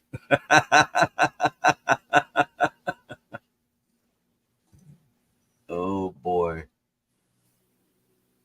Mhm. Hey, Mix, you can Google that. Just Google it, Mix. There's always drama and trouble. Just relax, dude. Just Google it. 20 years, E6, just Google it. JD says over. And you know what, guys? I really enjoy the StreamYard, because I'm not the only one. I'm not the only one talking. Oh yeah. Yeah, that's the Uh, good thing about it. So if well, you got to get up and that's what go pee, happened. Emily started yawning and she bowed out so nobody could see her. yeah. So if you got to get up and go pee, you just uh, Mute mute your your mic. mic, cut off your camera, or tell everybody I got to step away just a minute, and then mute your mic, and then turn off your camera and go pee. That will give them a hint. Yeah. So did we forget something, Merc? I think that's about it, right? Well, there's a lot of things you could do that again, and Dara and I could talk about a little bit more. Like my first time, it was a culture shock. The smell was the huge one for me, especially being a combat veteran. The smell of the charcoal and burning trash. Mm-hmm. But for any veteran that's out there that wants to go to the Philippines, the Philippines is the only foreign country that has a VA hospital system in the Philippines, and it is on Rojas Boulevard near the U.S. Embassy. So if you're a U.S. veteran and you need assistance, you need help, you need medications, you can make an appointment and go there. Most of the time, they'll send you to St. Luke's, which is just right around the corner for extended care. But they do take care of veterans there. There's a lot of U.S. veterans or Filipino U.S. veterans. That's why there's the only U.S. hospital outside the United States in the Philippines. Mm, Oh, okay. yeah. So Bruce, are you are you ready now? I think do you can you give tips, Mark, on on how you talk to the local switch words or sentences you shouldn't say to a Filipino, that might offend them. So Well, I got we both have different scolded. culture. I got scolded the first time when I was trying to get a taxi, holding your finger up or the index finger, like come here, like we do in America. It's very innocent. Mm. Yeah. I got scolded in the Philippines by several people. They say, don't do that. That's bestos. It's like calling prostitute. So you don't do that. You put your hand Oh, up, palm down, and you wave your four fingers, like come here with your four fingers down. But if you put your finger up, like you know how I like come here in America, that's considered rude. Mm. Did you have any problem, getting a ride? Like, they said when you're a foreigner, they will charge more. They're gonna, they, some will not use their meters, taxi meters, and then they will ask you to pay much. Yeah, I have had experience for that, and like if I go to SM City, SM Clark, wherever I'm going, I just open the back door. Well, I take that back. A lot of the malls they'll give you a ticket with the taxi number and the driver. So when you get in, you have proof at who's the driver, what taxi you were in, and everything, so they can't scam you. But I have been in some taxis where I got scammed. They said, "Oh, meters broke, meters broke. You need 500 pesos," and I know it was only 110 pesos to go wherever I'm going. So now I open up the back door and say, "Kuya, mitro, it's broke, sira." Okay, last not paki, and then you find a new one. You don't go into anyone that has a broken, because it's the law in the Philippines that their meter must be working to take you. I They would just said, learn, no, no, yes, yes. I would I would learn a few Tagalog phrases like, and it surprises the taxi driver because they'll be saying about their kid that's going to college. They need extra. They're like begging as they're driving, and they called me in front of my wife kriput, which is stingy, selfish. They said, "No, your husband, he's a kriput," but they said it in Tagalog. And oh, talaga? Makapo muka mo, walang nahiya eh. And then they get surprised. They're malaki mata, diba? Their eyes get big, and they're like, "Oh, he knows that, yeah." Now you get no tip. So it learn just basic phrases. And Ems and I have joked about it, but they can't sell you to the 5-6, which is the pawn shop or the Bombay. They interchange that. They can't sell you because there's a local price and there's a foreign price on everything. And if you can understand and learn the language, you'll be able to. You don't have to be fluent. Just learn a few key phrases, and you'll be okay. Depends on where you go. Not everybody knows Tagalog. Mm. So another thing is that when you're at the airport and your phone is not fixed to international calls, I mean, what ways uh you did to make it sure that you will see your the person that you will meet? Did you add like like signage like that Well, on a Mercury tree? the first time that I went to the Philippines, I did not have a cell phone, but I purchased the cell phone before I left because they were cheap. And you can get a SIM card, either Globe or Smart, and I kept it. So every time I went back to the Philippines, I could just upgrade the SIM card right at the airport, just outside the front gate. They have a Globe or a Smart Mm. stand where you can get a load. Ah. And then I'd have a piece of paper with the numbers of the people that I wanted to talk to. It usually starts like here in America, it's a area code, or not area code, but designator one, whatever your area code is. There is 63, whatever. Make sure you have the numbers, the phone numbers written down in your wallet of the people that you're trying to contact. So even if you walk out and there's either a police officer and say, PMP and say, Kuya, can I pay you to send message to this number? And they will send that number, a message to that number. Or if you have a cell phone that you can change the SIM card in, I think Talk to Go. I think you can get them at Walmart. You can change the SIM card so you go to the Philippines. You can get either a Smart or a Globe, get a little bit of a load, and then just type in the number and say, "Okay, I'm here." But most of the time, that other than the first time, people were at the airport waiting for me.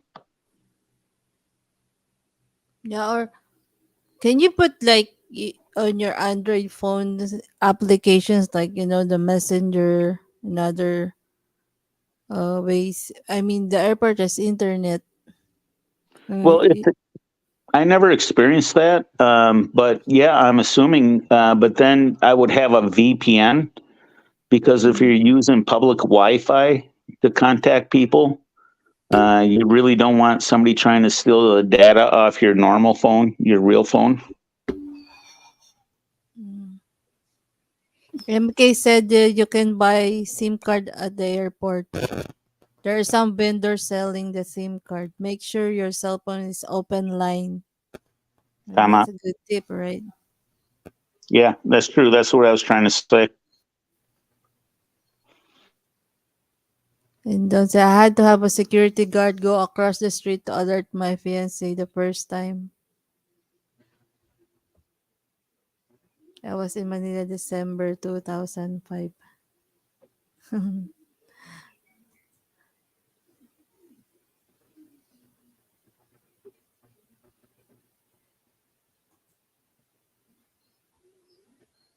I landed at midnight. My messenger worked there.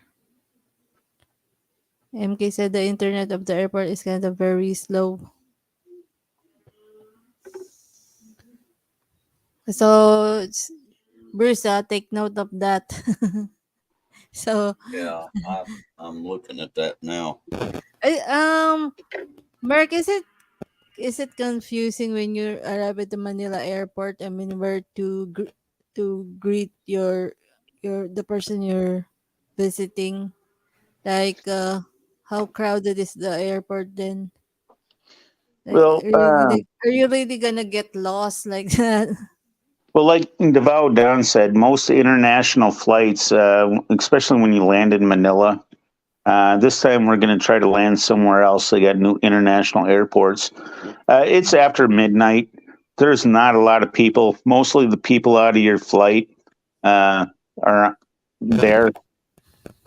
Get your luggage and go through immigration. Once you go through immigration, they got signs telling you where to go, and then you stand there and, excuse me, across the street. From what I remember, there's like a glass area where, like a balcony where, like your fiance, your wife, or whoever's going to greet you. And I just had Dara tell me what she's going to wear. And I'm looking for, like that color. And surprisingly, a lot of Filipino wear that color. So, but eventually we got to see each other and got to have our big hugs in the airport every time I went. Yeah, it's not that hard. If you can't read, you're going to have a difficult time. And Don said, he told her I was still in a wheelchair. MK said, do they use public Wi-Fi of the airport? A lot of hackers over standby over there.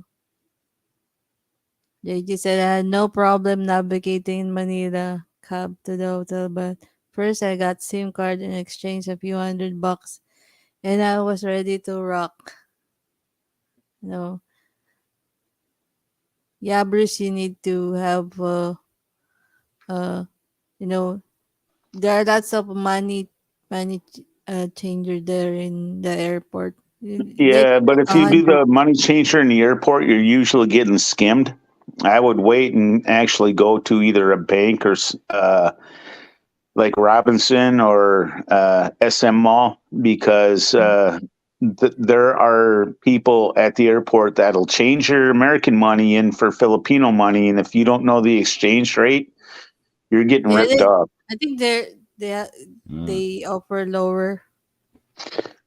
But like So just Bruce, like when I left the when I was at the airport leaving the United States, it's usually through Detroit Metro. They have a foreign exchange um, counter right there in America, and you can look on your cell phone. Okay, what's the exchange rate for today?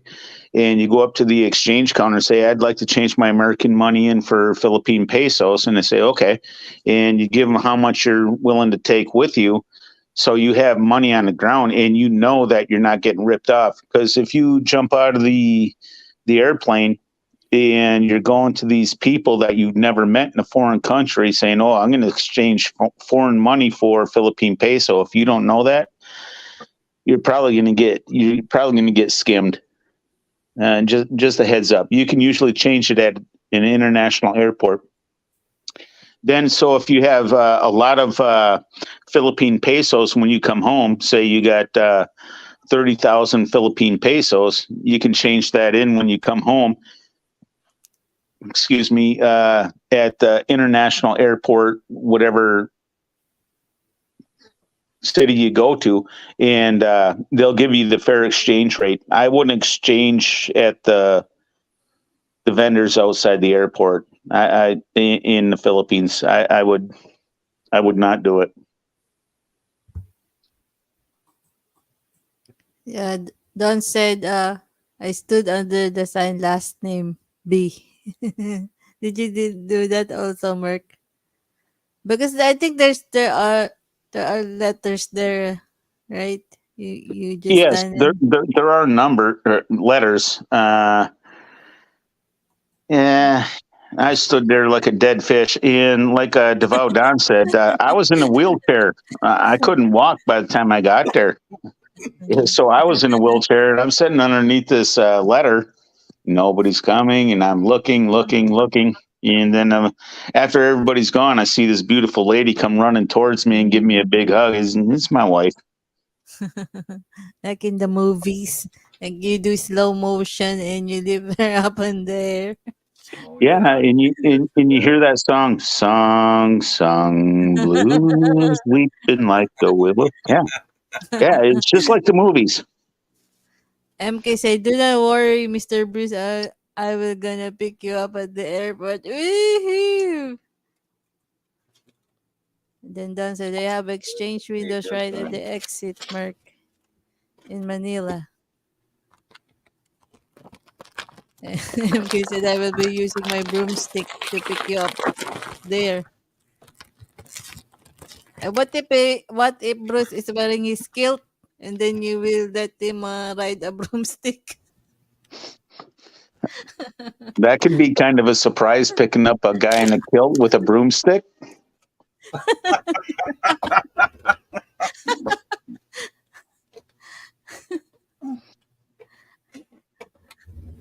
Bruce will say, What have I gone into?"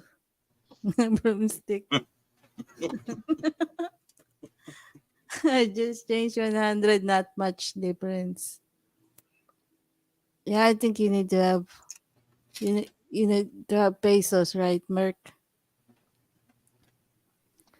Well, Yeah. can you do Well, that in you're the going to get US? scammed if you don't have pesos. They'll take American money, but if you don't have pesos, you're gonna get ripped off. That was the first experience I had. I got in a taxi and I handed the guy $20, and oh, that's baby money. That's what he told me. That's baby money. I need more money than that. And he's holding the money up. I took the money from his hand and I got out of the taxi because I know it was less than that. So, Mm. hey, radio man. After my first time, things got so much easier because I had somebody at the airport waiting for me, family, and it was nice.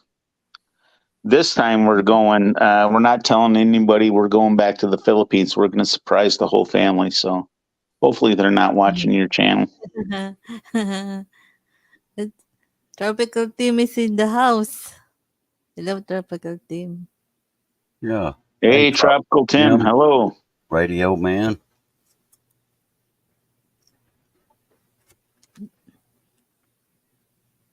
Rajaman is back. He was here earlier.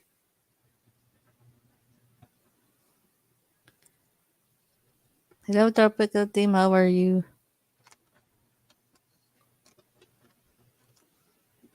My second time much easier, says Lavodon.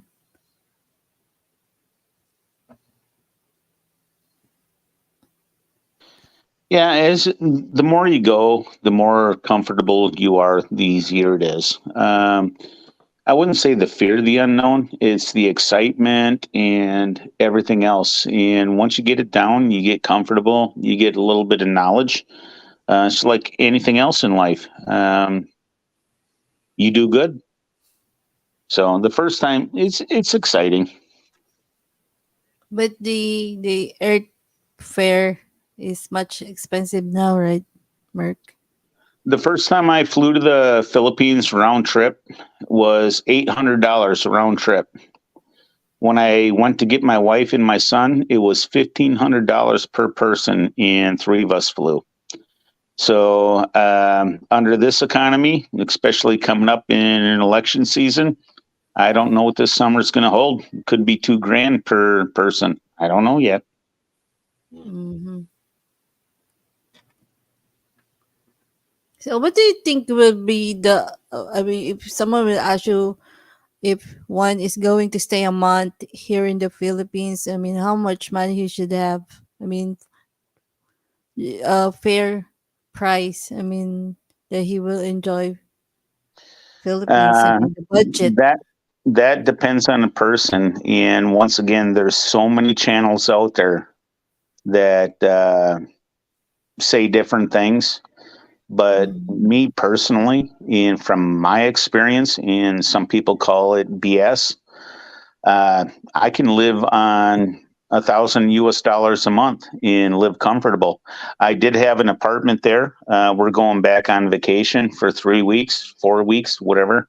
Um, I don't know how much it's going to cost. We do have a family home. We have a room there. Um, it depends on how much you're going to travel. Uh, if you're a foreigner that likes expensive food and you don't like the sardinas and rice for breakfast, you're going to pay more. It depends on what you want. Yeah, and It depends on the person. if you're gonna stay in hotels, right? Like JG, he stayed in 5 4-star hotels. Yeah, if you're staying in hotels, you're going to spend more. We have a family home. We have a room that's set aside for us. When we go back and stay there, we can stay there. So we don't have the hotel cost. We're going to have food costs and travel costs and things like that. How much it's going to cost? I don't know. Like I said, I haven't been there in 6 years, so I don't know how much it costs to take a jeepney now, or how much it costs to take a trike from here to there. It depends on how many kilometers. So it's going to be a little bit of a learning experience. I may rent a vehicle while I'm there and try to mitigate some of the costs and move more freely. But then I'm going to be spending for insurance, insurance on the vehicle and insurance on us. So I'll research that when the time comes closer. I think I'll be able to give you a little bit better estimate then. I wonder if JG will will reveal how much he spent on that vacation. I mean, staying at Sofitel and then the rest, like, he didn't go lower than 4-star hotel. I mean, just a rough estimate, JG. When was the last time you were in the US team? Been a while, I think. Yeah, because some travelers they just choose JG Montero. I'm just curious.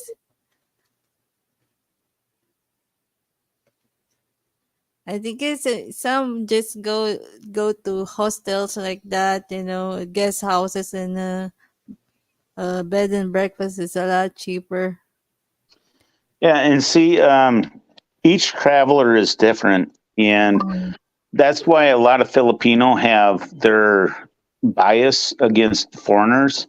They Mm. only like this. They don't like mashed potatoes. They only like bread. They only like this. They have this view of people. There's a certain sect of people that have a lifestyle that they like, and that's good. That's okay. If you can afford it, do it. And then there's other ones that live with and alongside the Filipino that, we eat what they eat. We do what they do.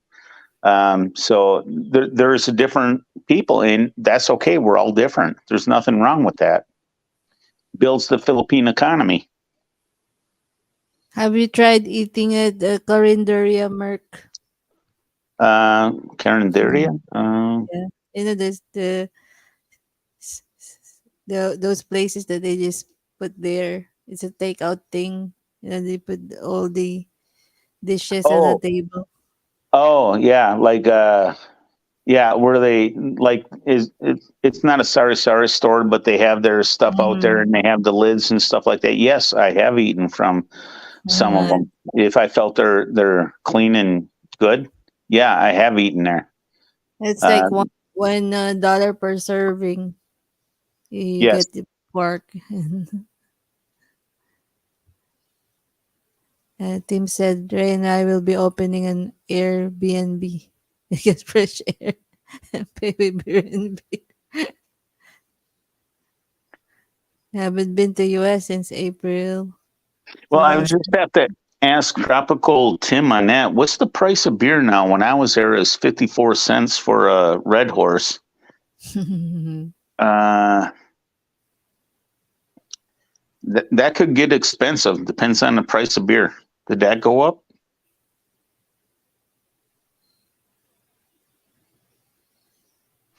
Yeah, Tropical Tim. I think your wife had come here 2019. You stayed back, if I remember right.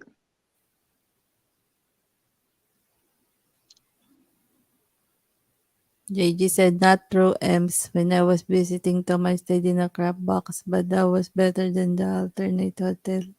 Mhm.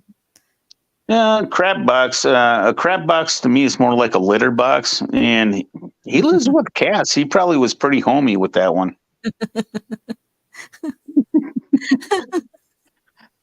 That was a slam. I'm just joking. Bruce, Bruce, you're eating chips and not sharing, ah. Bruce. Yeah, I'm Bruce, sitting what here are you eating? snacking on some Tropical, popcorn. Tropical Team said we go to Cebu for 2 nights, October 30, 31, then to Boracay for 4 nights, then to Manila, Pampanga for 2 weeks, then to US. Oh my gulay. 70 pesos for a Red Horse now pony. Inflation. Tropical Team doesn't like Red Horse, right, Team? No, he's a Sam Mig Pilsner guy. Si San Mig model eh. Yeah, Tropical. Sam Mig. Yeah, 70 pesos now. Oh, I'm gonna have to save money. Hey, Bruce, how much Red Horse are you gonna drink in the Philippines? Bruce said he's not drinking beer. I don't drink. Well, then do I? Gin? I don't drink any alcohol. How you gonna keep the parasites out of your body? Well, I don't know. Just bottled water for Bruce. Yeah. I don't drink too. I just Dara drink, Merc. Yes, we've got videos of her ordering drinks on our vacations that really surprised me. There was when we went way up north to the Keweenaw, she ordered one. She really liked it. It was a beer, Keweenaw something or other. There's a video on that. And now when she goes to the store, she looks for that, and she'll buy a 6-pack. It'll last her like a month and a half. But yeah, she does drink. Every once in a while, she'll have like one beer or one drink.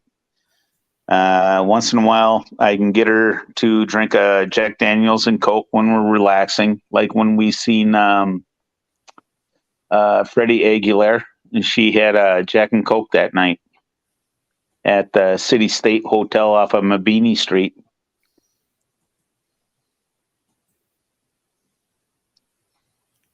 Yeah, JG asked the question, what do you drink, Ams? Me just juice, fruit juice, and water.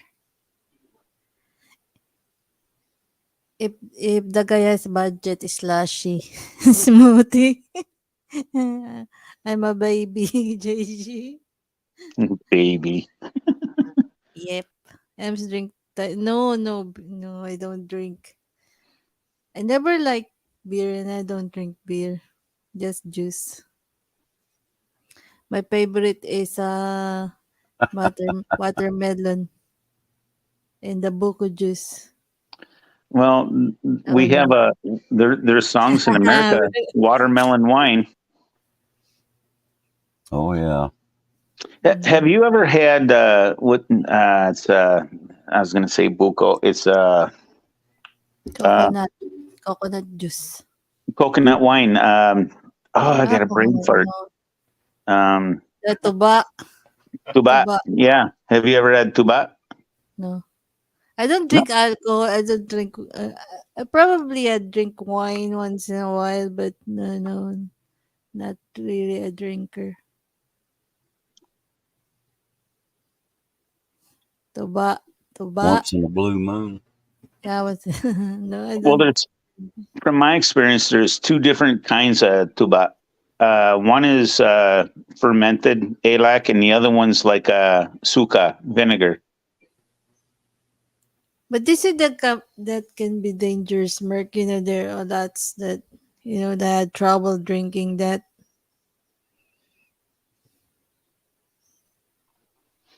I've had both, and I'm not a huge fan, and I didn't go blind. Mm-hmm. But yeah, not a huge fan.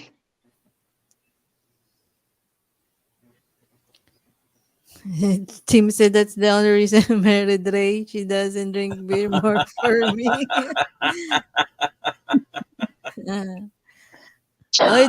Don't ask MK if she drinks. Don't ask MK if she drinks.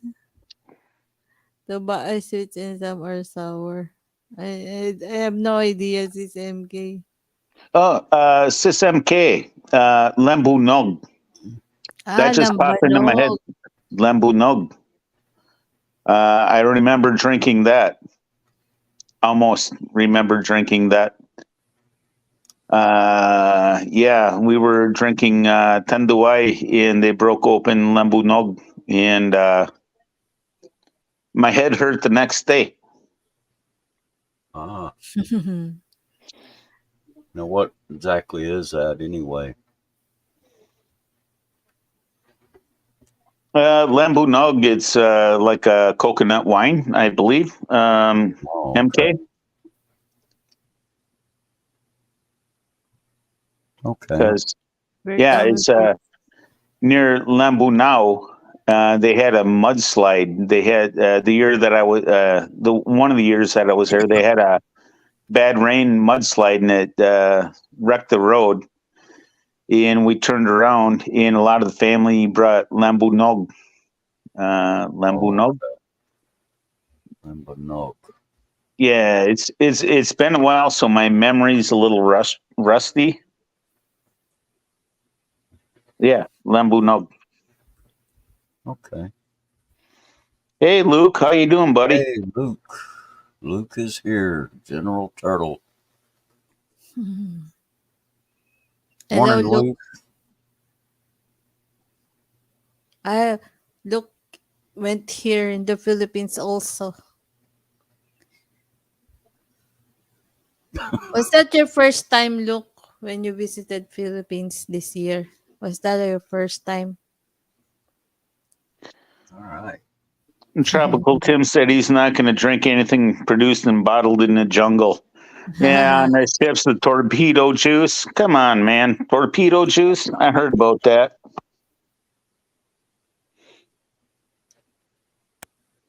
They just said I wouldn't be a province guy, maybe for a vacation only. So, Mark, have you tried the in the province like this? What we call the pump well like that? Have you tried it or getting a water in a well? Yeah, I've got a few stories about that, and usually after I have one from Antique. You know the pump well, Mm. and it's provided by the. It's in the middle of the barangay. Everybody gets their water from there, and I went swimming and had a lot of sand all over me, and all of a sudden I'm pumping, trying to get the sand all over me. My shorts are down to my pants, and I'm trying to get the sand out of my shorts and everything else. And the whole barangay is looking at me like I'm a crazy old man. But yeah, that happened. Yeah, and usually Filipinos when they have well or the pump, well, they just take a bath there. Tama. They will not carry the Well, water to the. it wasn't my choice. I didn't have a choice at what happened. I just got the sand taken off of me. Nahiyado ko talaga. Yeah, because some foreigners said, why are Filipinos bathing outside and all like that? But it's a usual thing in the province. Instead of carrying the water, I mean, it's far from the house, right? So they just take a bath there, but they don't wear. I mean, they still wear a dress. You Yeah, know. well, a lot of the Filipino they would shower at the well. But the Yeah. thing that you just reminded me when I was in the province, and this did happen in Antique. So you got the pump well, and you're trying to clean up, and you got the bahay, the houses really close to the well. Mhm. If a knock, say a 2, 3 year old needs to defecate or tae, they just go outside and they squat, they poop, Mhm. and then somebody from the house goes out, scoops it up, and throws it off to the side. Yeah. Seen that many times. Mm. Uh, can you confirm that, or can you And confirm that, Ems? I mean, there's really those situations in the province. Yeah, Mm. But some said, why are you Filipinos? You're bedding outside the house and all like that. But it's never an issue here. I mean, you don't want to carry a bucket of water and then like that. yeah. Well, a lot of Filipino. That's from Manila to the province. Their income is to food, water, and housing. Mm, So they don't have Pampers. So a lot of the kids mm, will just walk outside, do their business like a chicken, mhm. and somebody will pick it up. Yeah, Yeah, so they can't afford Pampers. They can't afford the diapers. It's just when you're in a situation like in a poor area or the province, the kids are just gonna go outside and be like chickens and ducks. They're just gonna poop wherever, and somebody's gonna pick it up and put it somewhere else. yeah, That was that's happening. Yeah, that was a surprise to me, especially on the airplane by the Chinese child on the way back to Japan. Mhm. The Chinese Look kid, said that that's correct, Mercury, but probably Look have seen those. Yeah, some didn't really have a nice toilet, right, Merc? I mean, most in the province they have just like bamboos, like that, yeah, and just a little hole on the floor.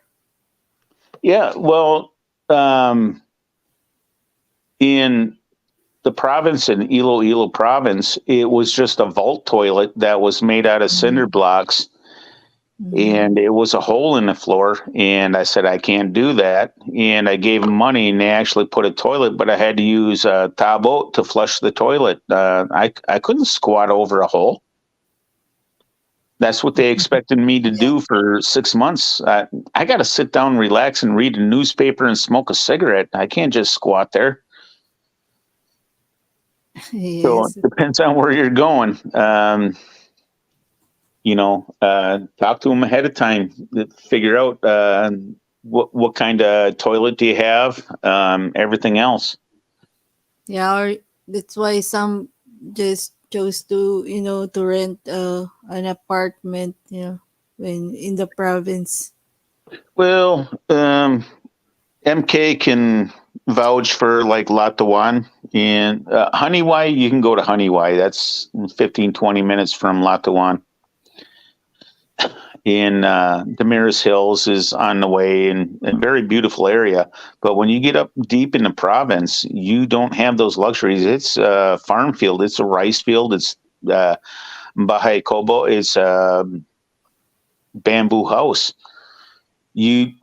There was no electricity until I paid to have electricity there. And the running water was a little tiny electric pump once we got it from the well and a garden hose up to the house. So I got some video and I got more video I could pull out. Hopefully I can find it. It's been, like I said, since 2009, 2010. Just living in the jungle. If you have a girlfriend that you're talking to, ask her, what is the toilet like? If you don't want to hover over a hole, send a little bit of money and have a toilet put in. You'll be flushing it with a bucket. And that's the other thing, the bucket that you flush it with, the tabo, Yeah. somebody's got to carry that from the well and put a bucket of water by the toilet. So you have water. So you might be paying somebody to bring the water up the hill. So you have your water supply is limited. So you have to take. You have to say know that your water supply is limited. You cannot just scream like more water. Right. And it's usually the kids will bring it up by the buckets before they go to school and after they come back. So, like in Latuan, we had, it was like a big tractor tire turned inside out and sealed, and they filled it up. Probably about 60, 70 gallons of water.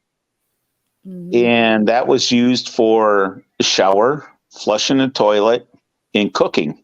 and it came out of a tractor tire. That's what they used all day. And they'd be cooking rice, they'll be doing laundry and everything out of it. By the end of the day, the water's done. The kids come home from school and they say, go get the tubig. And they walk down with the buckets, they go to the well. And that's when I put in the electricity and got the little electric water pump to push it up the hill. They thought that was great. For me, it was like primitive, but they liked it because then I could go over there and plug in the sucks up, and plug in the pump and the hose and put water in there. And kids liked it because they didn't have to haul water anymore. Don said the toilet I used in Davao was so low, I had to yell for my girlfriend to come help me get up. So I miss that. Look said, no, it's the same as Bruce toilet in his tree house. Don't Toilet listen in to his that. tree house. Don't listen to that. I don't even have a I, tree house. I really do. JD said I really do prefer a proper toilet and hot shower. Yeah, Yeah, it but is 2023. province. Yeah, it In the is province. 2023, but a lot of the world don't have what we have, JG.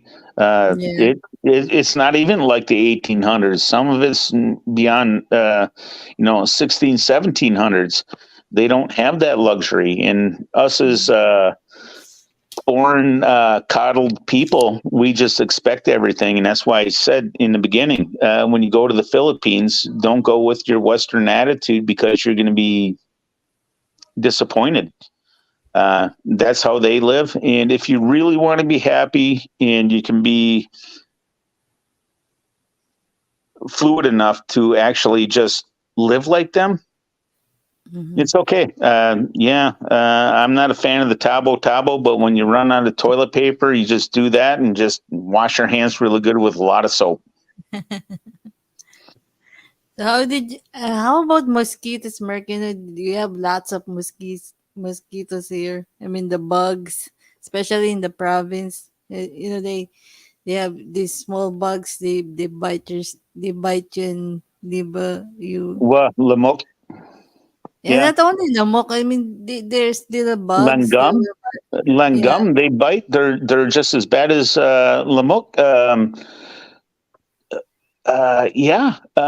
In the Philippines, when I get bit by a mosquito, I swell up and I get bruises. Mm. Dara in the Philippines, when she got bit, no problem. But now that she's in America, she gets swell up like she's allergic to the mosquitoes here, and I'm allergic to the mosquitoes there. So it's kind of Wow. interesting that you brought that up. But the lamuk, here we don't have to worry about dengue or malaria. We worry more about Lyme disease. But there, yeah, Yeah, we have I was dengue sure. fever here. Yeah, I was worried about that a little bit, but I didn't really, not too much. They have the bygone coil, diba? And the lotion. Yeah, a little bit of the lotion. Yep. Because in the province there are lots of mosquitoes. Even when Saan? I went, even I had a visit at the Mount Arayat. There are lots of Arayat. mosquitoes there. Yes, Yeah, we haven't been there yet. I've seen it many times. lots It's of in one of my mosquitoes. videos. Yeah. Same thing with Pinatubo. If you go up into the bundok. Mhm. Yeah. Have you been there, Mount Pinatubo? Hindi pa. My wife has been there, Shimpri, but I want to go look around there. It was closed off the last time I was there. They closed it off. JG said mosquitoes in Cebu. It park love my blood. JD said he'll stay in Makati or BGC. That's very high end place. Yeah, mix. Dara is not MK.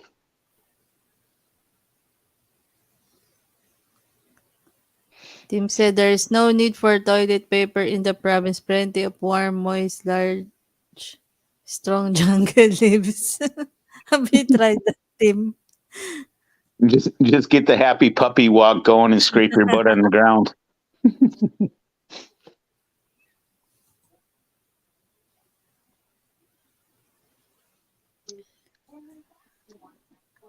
I I have worry a about question. Oh, sorry. hornets. Hornets? What's the hornets? Murder hornets. Yeah, he's worried about murder hornets. I don't know why. He's living in New York. I'd worry about other people murdering me than bugs. But Bruce, what do you think your first time anticipating going to the Philippines? How do you, like we all have this idea of what's going to happen. What is your idea of what's going to happen in the Philippines? Aside from MK attacking you. Oh boy. Well, I don't know. I'm sitting here actually kind of questioning in my mind what kind of expectations I should have, and you know, uh, I, you've already uh, mentioned a few things that are well, actually, there's been several of you that have mentioned some things here that are certainly things to think about, like catching a taxi, uh, Yeah. where to get your money exchanged. Uh,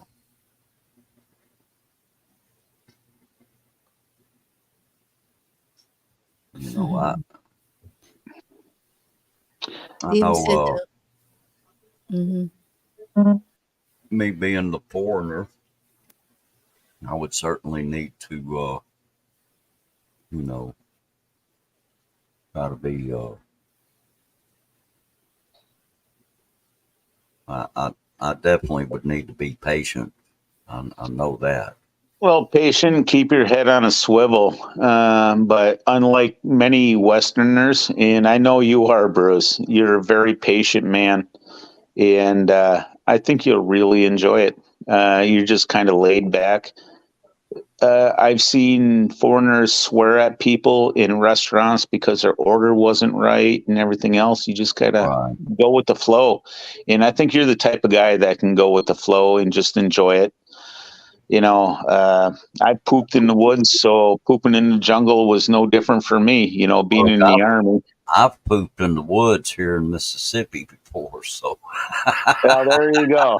You're all good to go. That's all you need to do. Grab a couple of leaves, oh yeah. just don't grab the pineapple.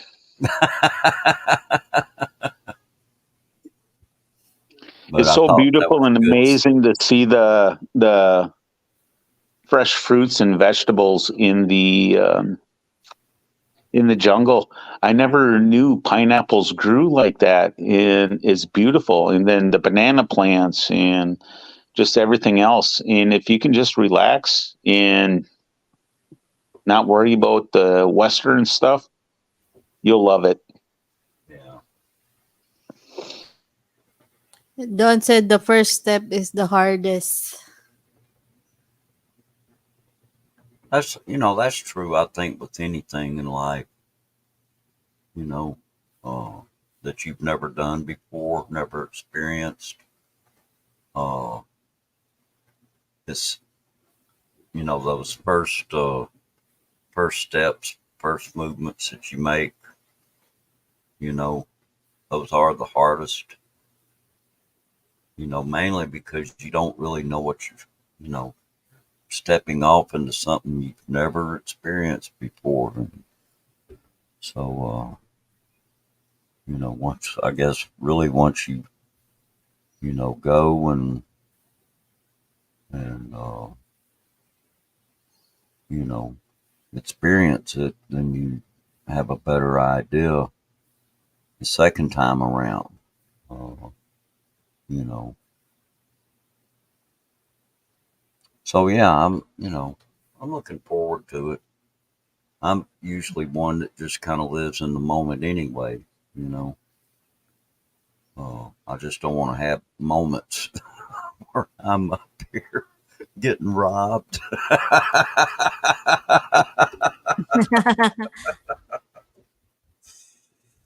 Oh boy, yeah. Val Don says, Bruce, it's exciting. I love it.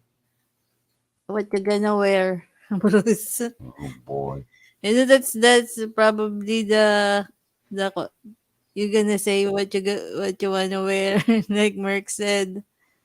MK will say what colors she will be wearing, Oh, okay. and then Merck I, said, oh, go ahead. yeah, and Merck said you, and then you will find that the rest of the people is wearing the same color.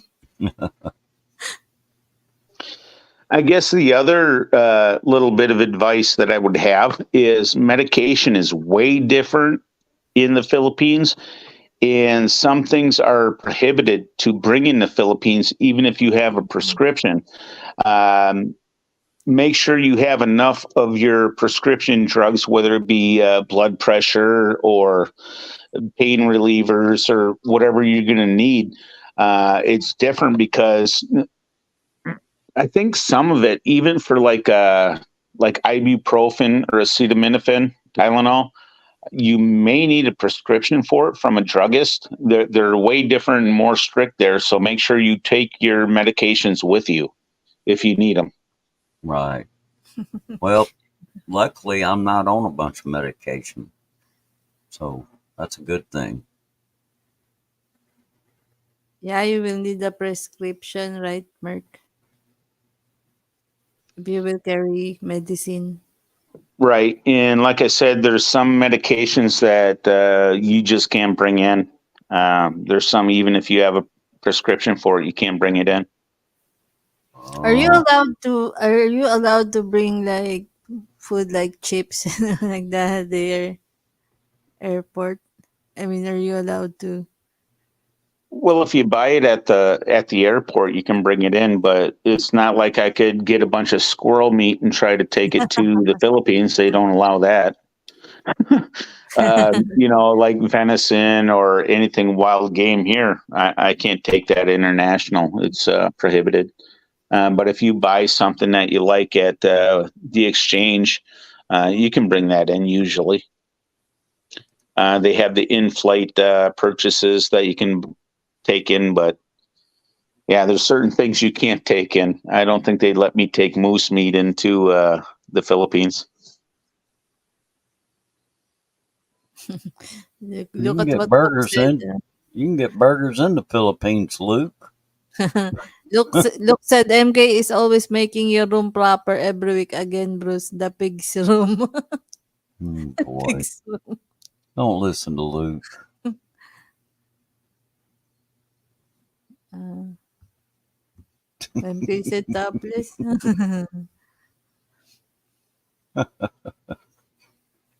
Duty free. Oh boy. Labadon said duty free. Well, So when anyway, are I you know it'll be an experience, and I'm are I'm you looking forward. excited, Bruce? Yeah, I'm excited, nervous, anxious. There's a lot of different things, and it's normal. That's Well, normal. Even, yeah, it doesn't matter whether you're going to.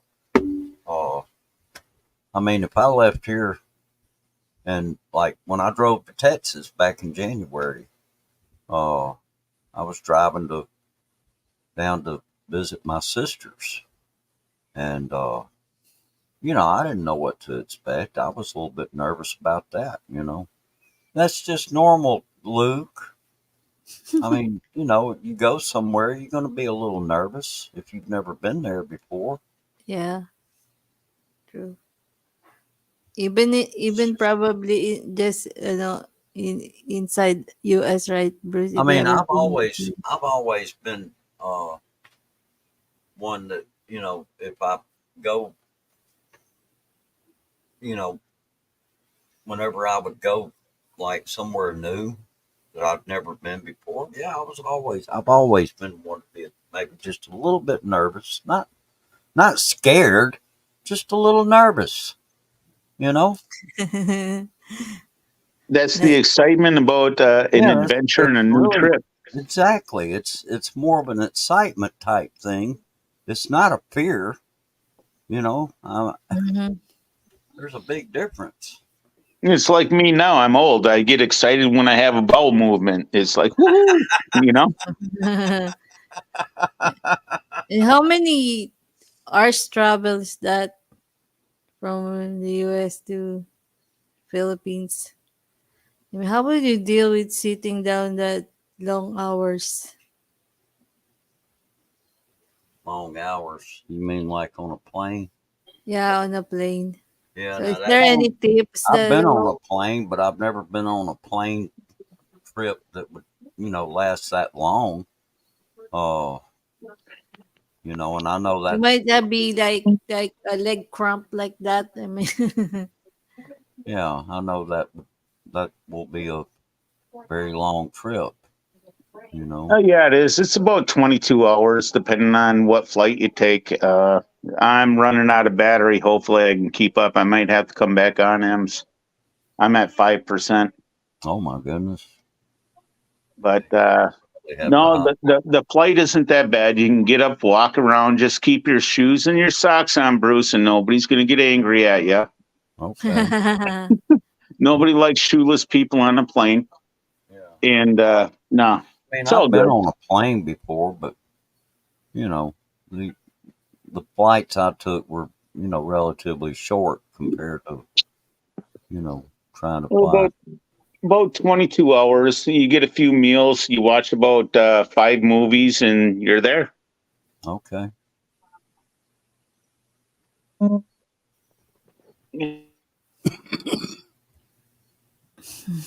at the chat. Don't say the pressure with the flight attendants. They're, are they like supermodels?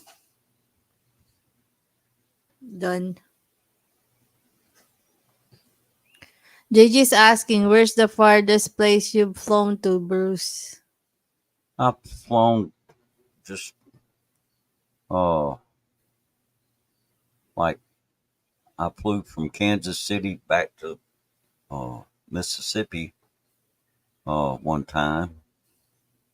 Uh you know, I've flown to let's see, to from Dallas, Texas back to Mississippi once. Flew to Jacksonville, Florida. We had to go to Atlanta, change planes there, and then flew on to Jacksonville, Florida. But the flights I've taken were just strictly here in the country. You know, they weren't long flights at all. You know. Oh, Tropical Team said, bring a few penthouse magazines on the plane with you, Bruce. You'll have something to do and it will help prepare you. Look, look, said do. Look, ay si bad influence. Oh boy. Do they still sell them? I don't know. I've never seen the magazine.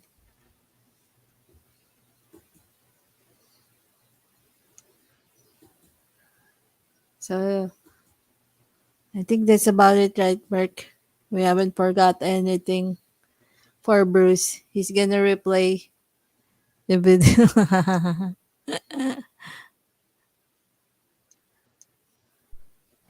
I'm trying to fix my power outage here. I didn't realize how low I was on the battery. I was going to say, Tropical Tim's talking about magazines. They got the internet and Wi-Fi on airplanes now. Why are you buying magazines? That's true. Don said your ankles swell if you sit too long. Yeah, and that's it. Get up and walk. Get up and walk. You can walk the aisles. Just keep your shoes on. What are you talking about, Luke? Blue pills. What are you talking about? I don't even. What blue pills? I don't even know what he's talking about. Oh, come on, Bruce. You know that song, Blue Pills, Oh, weeping like a willow.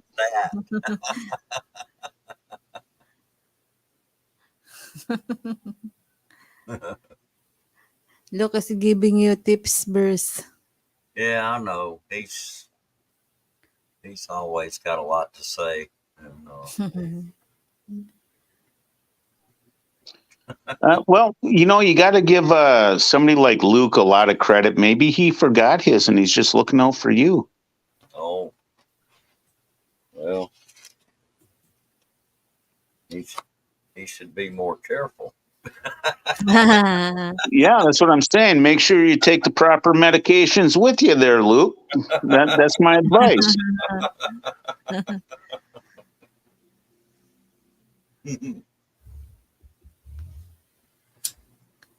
What is the biggest head rush flying is getting catapulted off an aircraft carrier.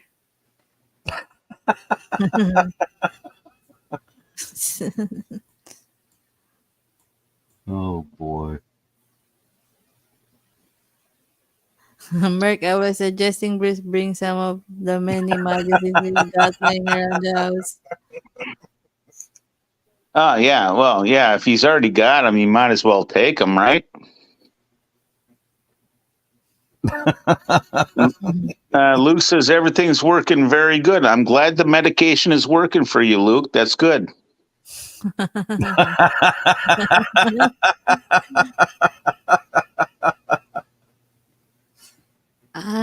Pretty good meals on those long flights. Don said. Did you like the airline food, Merc?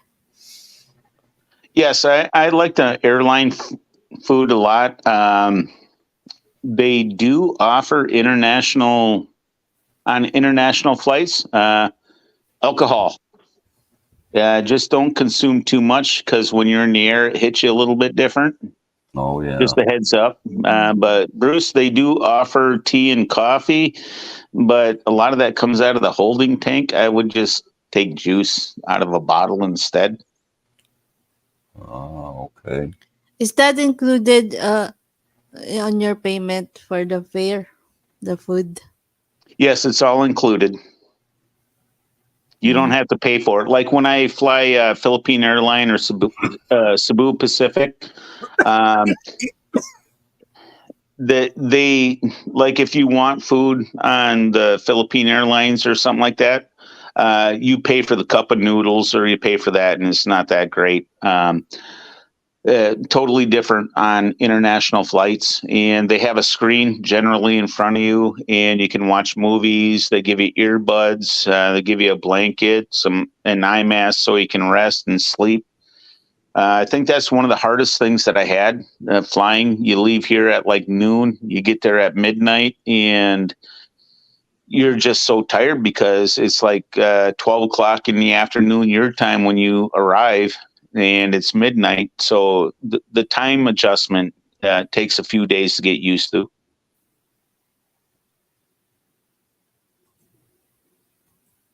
Mm-hmm. Yeah, that was something else. I wonder because I know there's going to be jet lag. Japan Airlines. Yeah, if you don't do well, if you don't get your 8 hours and you're used to a strict schedule, it may be hard on you. I don't. That never really bothered me. I adjust rather quick, but some people it does hit them hard.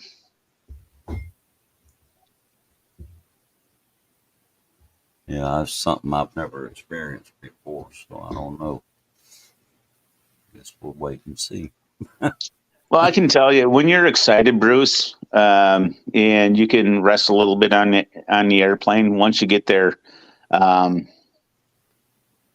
I think you'll adjust very well. You're pretty laid back and you're pretty fluid with situations.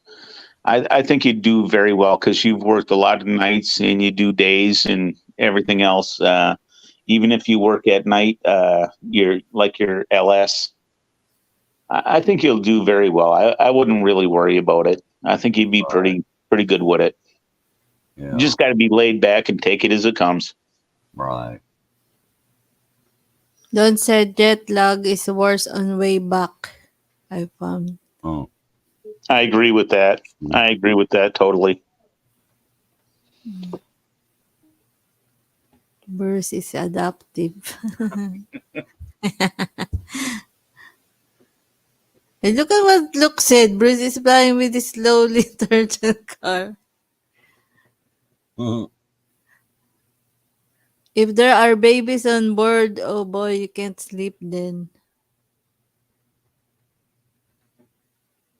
What if you're the person close to you is like has a strong perfume and like that? The perfume wasn't the one that bothered me. It was the Matabat Babae sitting next to me that wanted to steal my armrest. Yeah, she's like half Japanese, and she's like aggressive. Yeah. Oh, yeah. Make sure you get an aisle or a window seat, Bruce. Don't sit in the middle. Okay. Yeah, because you will have two persons on both sides. I mean, right? Window will be perfect if you wanna see the sceneries like that. Well, the window seat, you can lay your head against the bulkhead, and you're all right. That like Mhm. was that Devout Don said get the aisle seat. If you can get the aisle seat, you can stretch your leg out. You can stretch both legs out. You can get up and move. But if you're in the middle, or you're in the window seat, if somebody's sleeping and you need to get up to go to the bathroom, or you need to stretch your legs because your toes are starting to swell, um, then you got to wake up two people and they get a little upset. But you just do what you got to do. Wear compression socks. Mm.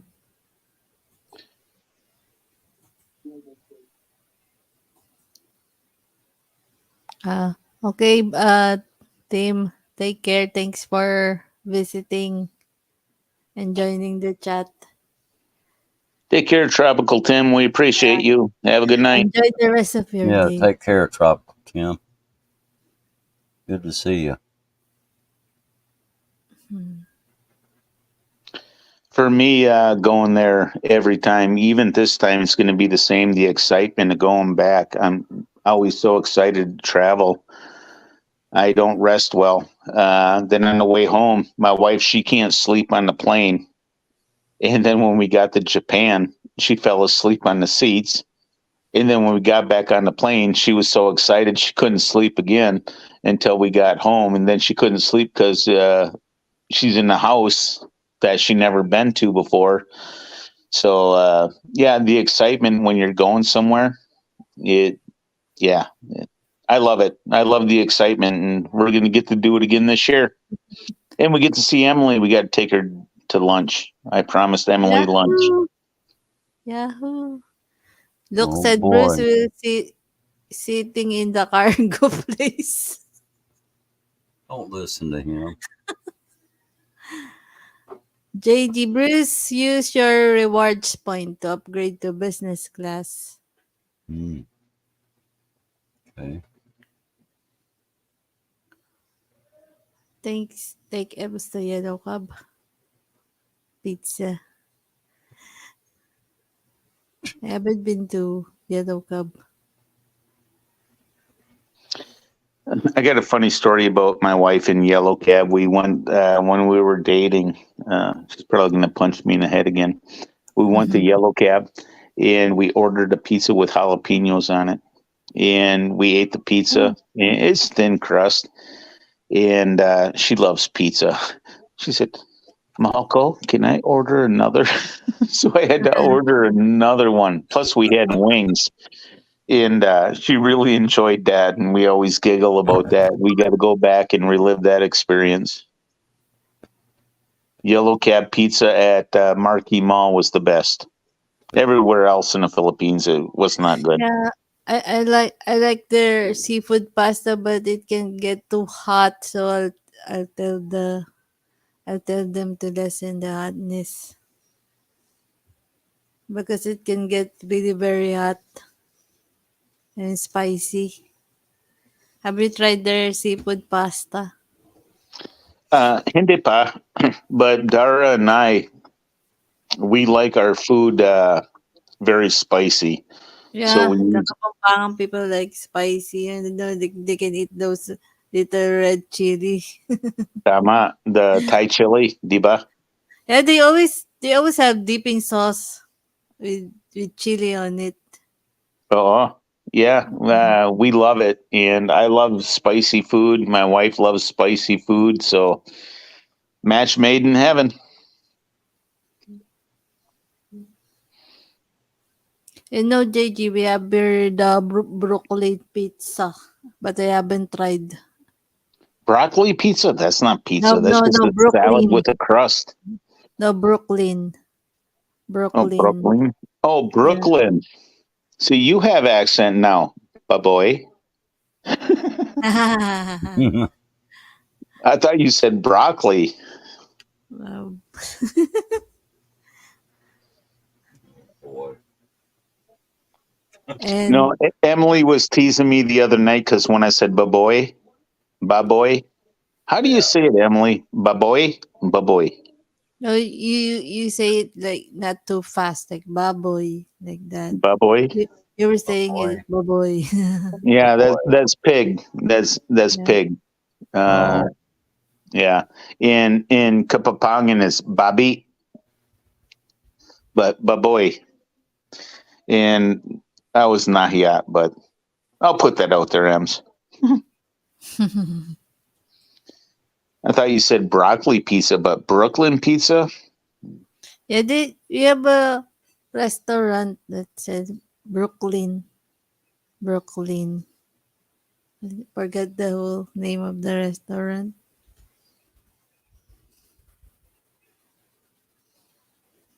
Forgot.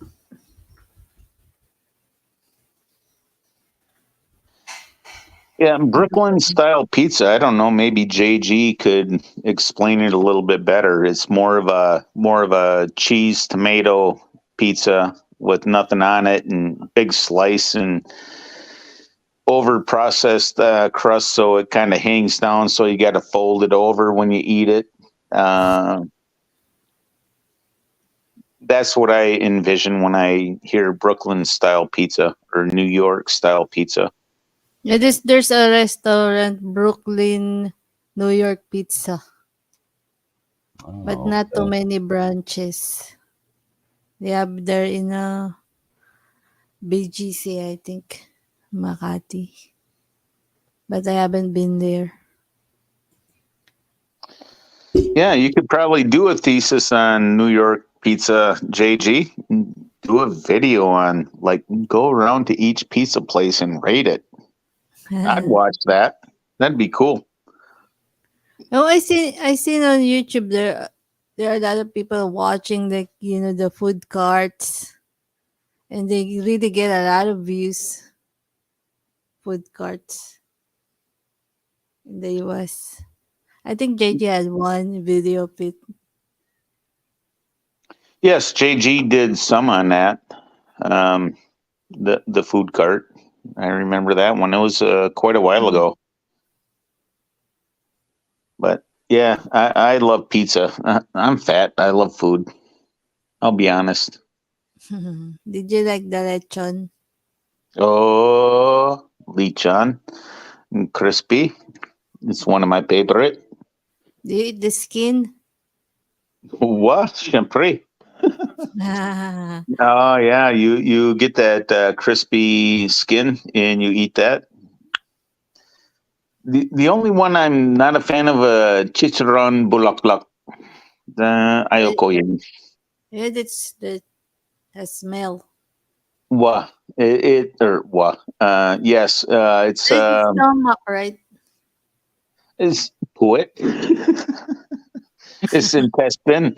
It's the intestine if they don't clean it proper. Here we call it cracklins, or maybe Bruce can help me. The pig intestines, when they do that, it's cracklins and what's the other word for it? Yeah, it's just pig intestines, and they fry them up and cracklins, and I It forgot has the a other word. smell. That's the reason why I I don't like have to no do it as idea. smell. You don't know why it smells? There was No, poop in there. no, no. I mean, reason why I don't like the chicharon bulaklak is because of the smell. Oh yeah, The smell. I'll The go yan smell. intestines. Yeah, uh, cracklins and I forgot the other name for it down south. Chitlins. Chitlins. Chitlins. Yeah. Yeah, I was there, and you we did it at the same time, Bruce. Yeah, I'm not a fan of that. If Well, I it's not saw that clean good. Val Don, he already had it written down over there. I Oh, wasn't sure okay. what you were talking about. Well, it's the same thing like the CCU, the chicken intestine. If it's not clean proper, I don't like it. I can certainly understand.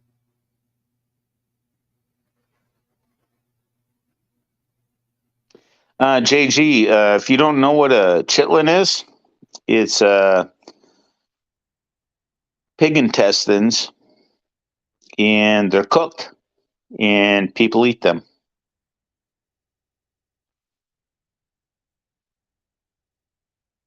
I'm not one of those people that's up there with below and dirty and I'm not a fan. Mm. Tripe. Oh, that's the other one. Tripe. That's what I was thinking of. Tripe. Yeah, that's intestines as well. If it's not clean good, it's not good. So, are you yawning yet, Emily? No, not yet. Not I yet. mean, what if when you were here in the Philippines, you always ask what the dish is like? They serve you something, and you will ask what's in there, like that. Well, Did you? the first time I went, I was asking questions because it was just me. But once I got married, my wife would say, "Huwag, huwag yan," or "Bawal yan." Like now, we say high blood. If something that my Uh, wife or I don't think is good, we make excuse high blood, and that's a good thing, Bruce. If you don't like. you look at something and you don't think you should eat that, just say high blood ako. I have high blood. And okay, sige, sige, sige, and they won't make you eat it. But if you just say, no, they're gonna keep pushing it. Just say, high blood ako, bawal yan. That's prohibited. I can't eat that high blood. They stop. That's a good excuse, Tama. Mark. Yeah, I mean, you will I not learned that. offend the person. You will not offend the person, right? Tama, you just say if there's something that you don't want, say I have high blood, and that's prohibited. So high blood ko and huwag yan. It's like bawal high blood ko, and they're not offended. But if somebody offers you something and you don't try it, then they're offended, diba? Very good. Yeah, especially when they cook it for hours just for you. I mean, try to impress you, and you said, "No, I'm not gonna eat that." Yeah. Oh, that's gross. I don't like that. Don't say that's gross or anything like that. Just say, oh, pasensya na, high blood ako. It's well, and then, but I always like pasensya na. It's like, I'm sorry now that I have high blood. I can't eat that. Sorry. Doctor, JG, doctor said no, I can't eat that. And then they're not offended. JG said, I just say if I eat that, I may die. Yeah, What did you say? there are some dishes that really, I mean, there are some that smells nice and there are some that doesn't smell nice. Especially when you travel far north, they have this dish. They put something in there that you don't want the smell. But you have to respect and appreciate the culture. So Merck And is that's Merck, true. Merck had a good tip. Eh. You say you have high blood, they will not push it. Yeah. If you say sorry, high blood, bawal is prohibited. Doctor said they will not push it, and you will not offend them.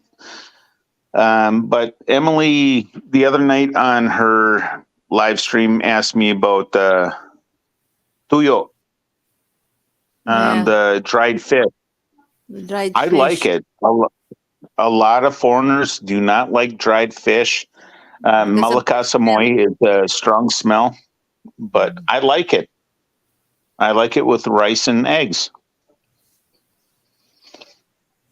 Yeah, and sometimes we have lots of dishes. They put the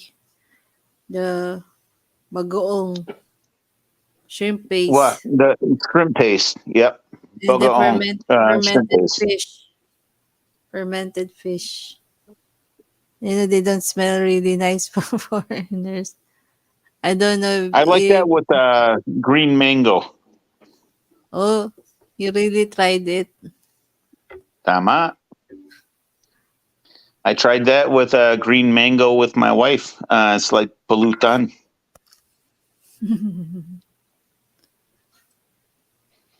And Bruce Wendugo, don't overpack.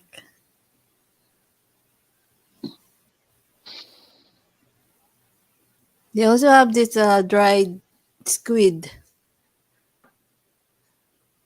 Dried squid, Merc. Have you tried that? The dried squid. Uh, and a puset. Um, my brother makes that the fresh puset and stuff it with tomatoes, garlic, onion, and grill it. That's better than a dry. JD said if it stinks, it's not for me. If it's from the sea, it's not for me. Doctor's orders. Ah, you have an allergy. JG has high blood. High blood. Allergy on seafood. Oh, allergy. Oh, Yeah, I know. I have some friends. They are allergic to shrimp. They cannot eat shrimp. mm. Hipon. Yeah. So that's about it, right, Mark? We have discussed everything that Bruce might want to know. I mean, I really made this Yeah. topic for him. Well, I think of anybody that I know, I think Bruce will really enjoy himself, and I think he's the most adaptive. He's so easygoing and likable. I don't think he'll have a problem in the Philippines. Yeah, Bruce is a wonderful guy. and the Filipino loves karaoke, and Bruce loves karaoke. Yep, That's, Videoke. You yeah, buy a video. case of Red Horse, a carton of cigarettes, you put the whole barangay down. Bruce, you're going to be the perfect guy for them. He will be a star there, Bruce, shooting star, Bruce Star. Yeah, Karaoke is everywhere in the Philippines, even in the province, right, Merc? yeah. Karaoke. You can hear it two barangays over. Some sound good. Some sound like they're somebody's killing a pig two barangays over, but they're happy. Mhm. Bruce will enjoy that because he loves karaoke. I'm not asleep. Then said, "Oh, and pandesal." Yeah, Bruce might like the pandesal. Did you like I'm Uh, pandesal, not Mark? listening to Luke. wow. Panda, well, Bruce, you got to try everything. Try it at least once, and if you don't like it, just claim high blood. But doctor said, but the panda sol, the fresh panda sol, for breakfast with a good cup of coffee, sobrang masarap. It's very very tasty. That's one of my favorite. Dip fresh panda sol in coffee and eat that. It's just bread. It's sweet, but it's good bread. Oh, okay. MK said he is famous now here at San Enrique. Imagine that. So they can all meet you. Yes, the babes will want him. Well, since MK said that, sounds like Bruce needs to get himself a rhinestone uh, suit and go in and start singing like a rhinestone cowboy. Going to San Enrique like that, you'll be famous.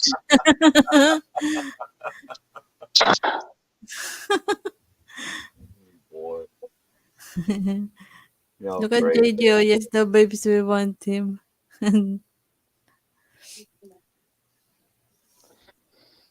I can see MK right now, Bruce walking in there like he's like a rhinestone cowboy all dressed up, and she's got this big wooden spoon beating girls off. You're gonna have to chase the girls off, Bruce. Uh-oh. Somebody's gonna have to.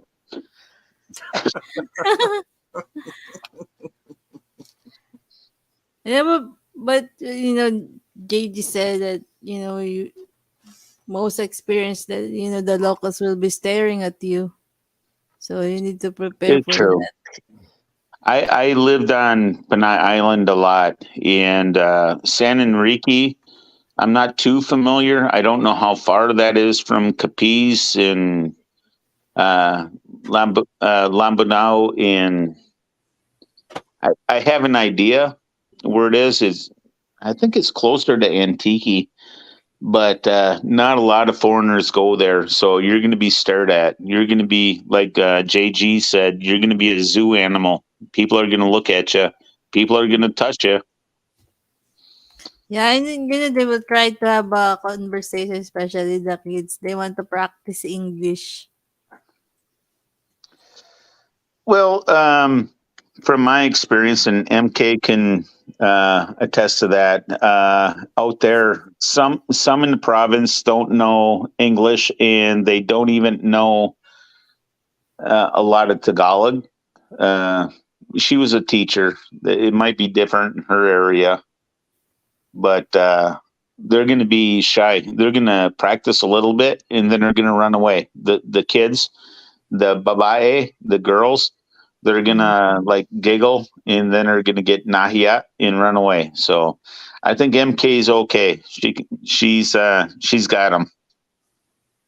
I think she's gonna put Bruce on a leash though. He's gonna be a real zoo animal. She's gonna have a little rhinestone collar around his neck and huwag, huwag, huwag yan. Don't go there. Halika dito, bawal. Oh Then boy. JD said, "My goodness, Bruce singing karaoke. The Pinas will be lining up." Yeah, it was Lemery and Latawan near Honeyway that I stayed. I stayed in both places, Lemery and Latawan. MK. Near Honeyway. Latawan was near Damaris Hills. That's a beautiful place. If you can visit that, Bruce, go there. Just don't pee in the pool. Nice advice. It's a beautiful place. We went zip lining there. It was wonderful. I love Panay Island. If we can do it, we're going to visit family and friends, mostly on Luzon. If we can get to Panay Island, we're going to go back and try to visit many there too. But it's only 3 weeks. It's going to go fast. Yeah, 3 weeks.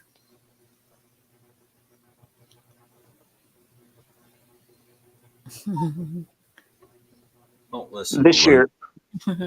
year it's going to be 3 weeks. Next year it might be 6 months. So Mm.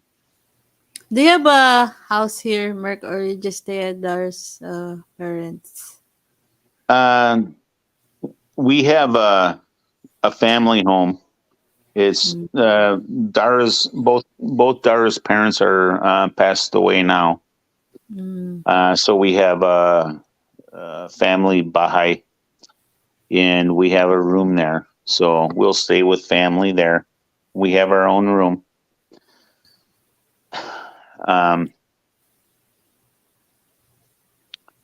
So from there, we'll go out from there. We have to visit you, and we have another YouTuber that we want to meet up with in Laguna, Verna. Those are the two we're going to meet. If we have time to get away, we want to go back to Boracay. So we'll hit Panay Island and visit. We had 2 honeymoons on Boracay. We'd like to go back. Siyempre, it's a honeymoon. Relive our youth.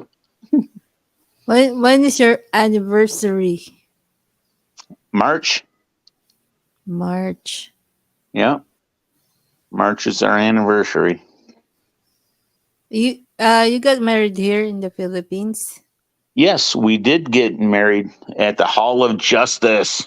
I was looking for Superman and Aquaman and everything, but we got married at the Hall of Justice in Pampanga.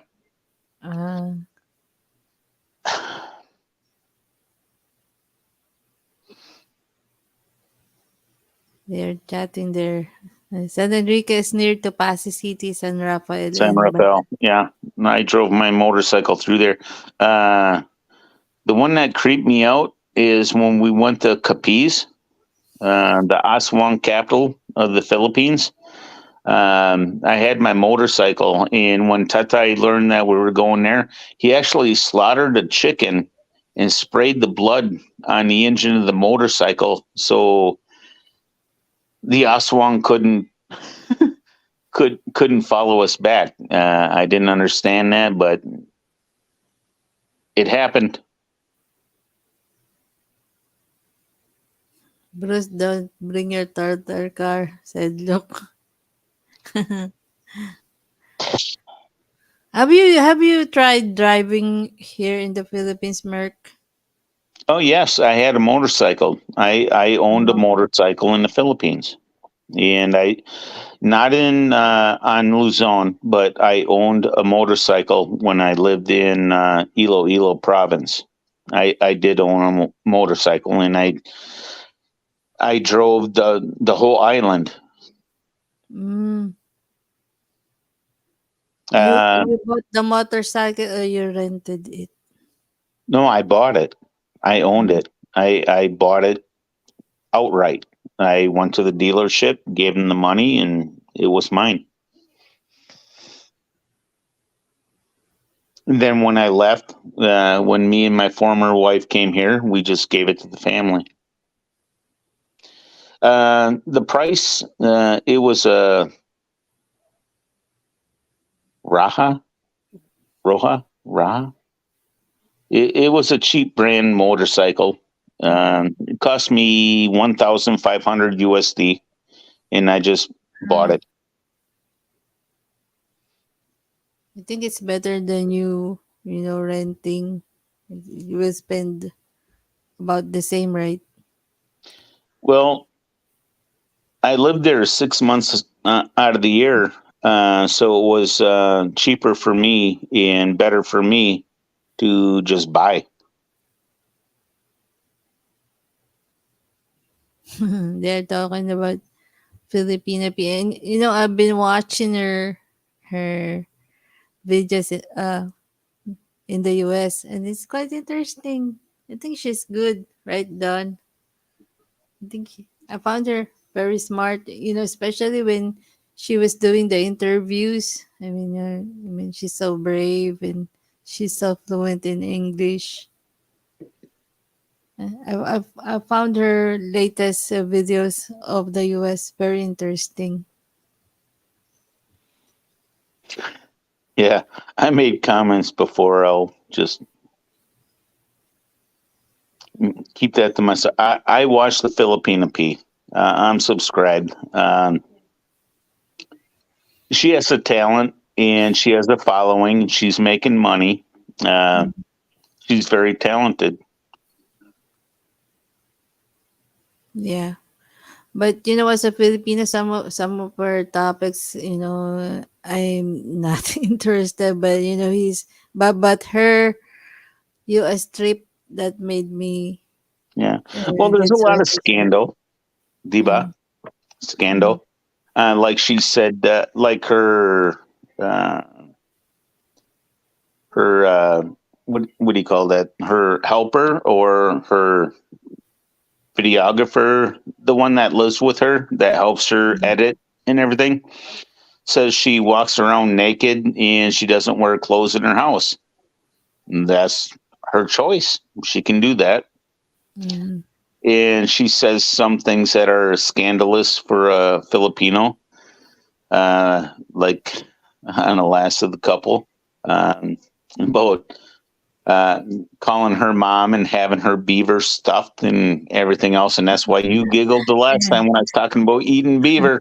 We Yeah, because actually ate the animal. yeah. Yeah, that's kind of scandalous for a Filipino, but you know what? Mhm. She's making it for herself. If we don't like it, we can click off and not watch. Yeah, there are some topics that I don't watch, I mean, as a Filipina, but there are some that's interesting, like her trips in the US. I mean, I'm Yeah. watching that.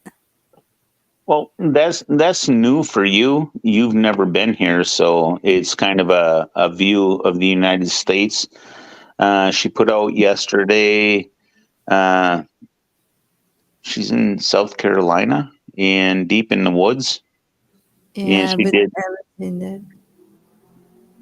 Say again. I haven't seen that one, the latest. Uh, yeah. Well, I'm subscribed and I watch it. I'm kind of curious at some things. I'm subscribed to like 9 million people, and most of them aren't subscribed to me. I'm curious.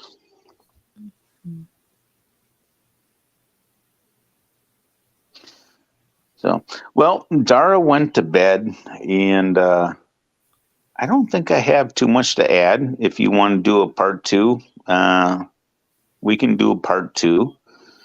Mm. But I don't know if Yeah, I have. I think we have discussed the important ones, right? I mean, from planning to to the expectations, Philippine, in talking to the locals and all like that. I Mhm. think we've discussed it all. If not all, most of it. I mean, the important ones, right? Stuff that can, there's things that can get brought up later at another time. If you, Hmm. and chances are somebody will think of something Just be kind, just be patient because things are different and there is a language gap. Even if they know English, it's like me in Tagalog. I'm not fluent. I know a lot, but I don't know enough. Just be patient, be kind. Right. Yeah. Yeah, and expect that we Filipinos would understand only the basic English words, like the easy ones, Mhm. Okay. right, Mark? Like me Even in Tagalog. Yeah, I'm not fluent, but I know the basic. And the whole thing is be kind. If you're going to go there as a foreigner, you're an ambassador to the United States. If you're an a hole, the one thing that goes, you can telegraph, television, tell a Filipino. It's going to get around. If there's a hole foreigner, everybody's going to know you're an a hole, and they're not going to want to deal with you. Yeah, I can certainly understand that. I can understand why too. I mean, But I think that would go. It would be like that no matter where you would go. You know, yeah, because if you're a foreigner going into another country, they don't have to tolerate you. You know, if you've you're got a an guest. attitude, you're Yeah. you're their guest, and if they sense that you've got an attitude, they don't have they don't have to put up with you. They can put you on a plane and tell you get lost.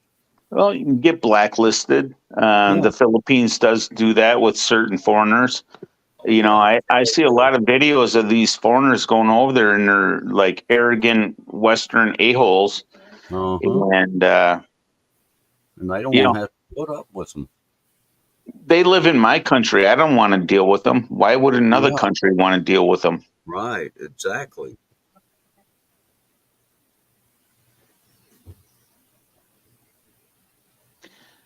But anyway, Absolutely. thank you, Bruce. We love and appreciate you guys. We're going to go to bed.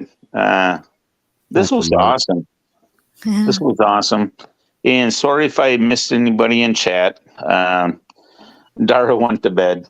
So Dara's not online anymore. So you guys have a great night. We love and appreciate you. God bless. Ingat lagi.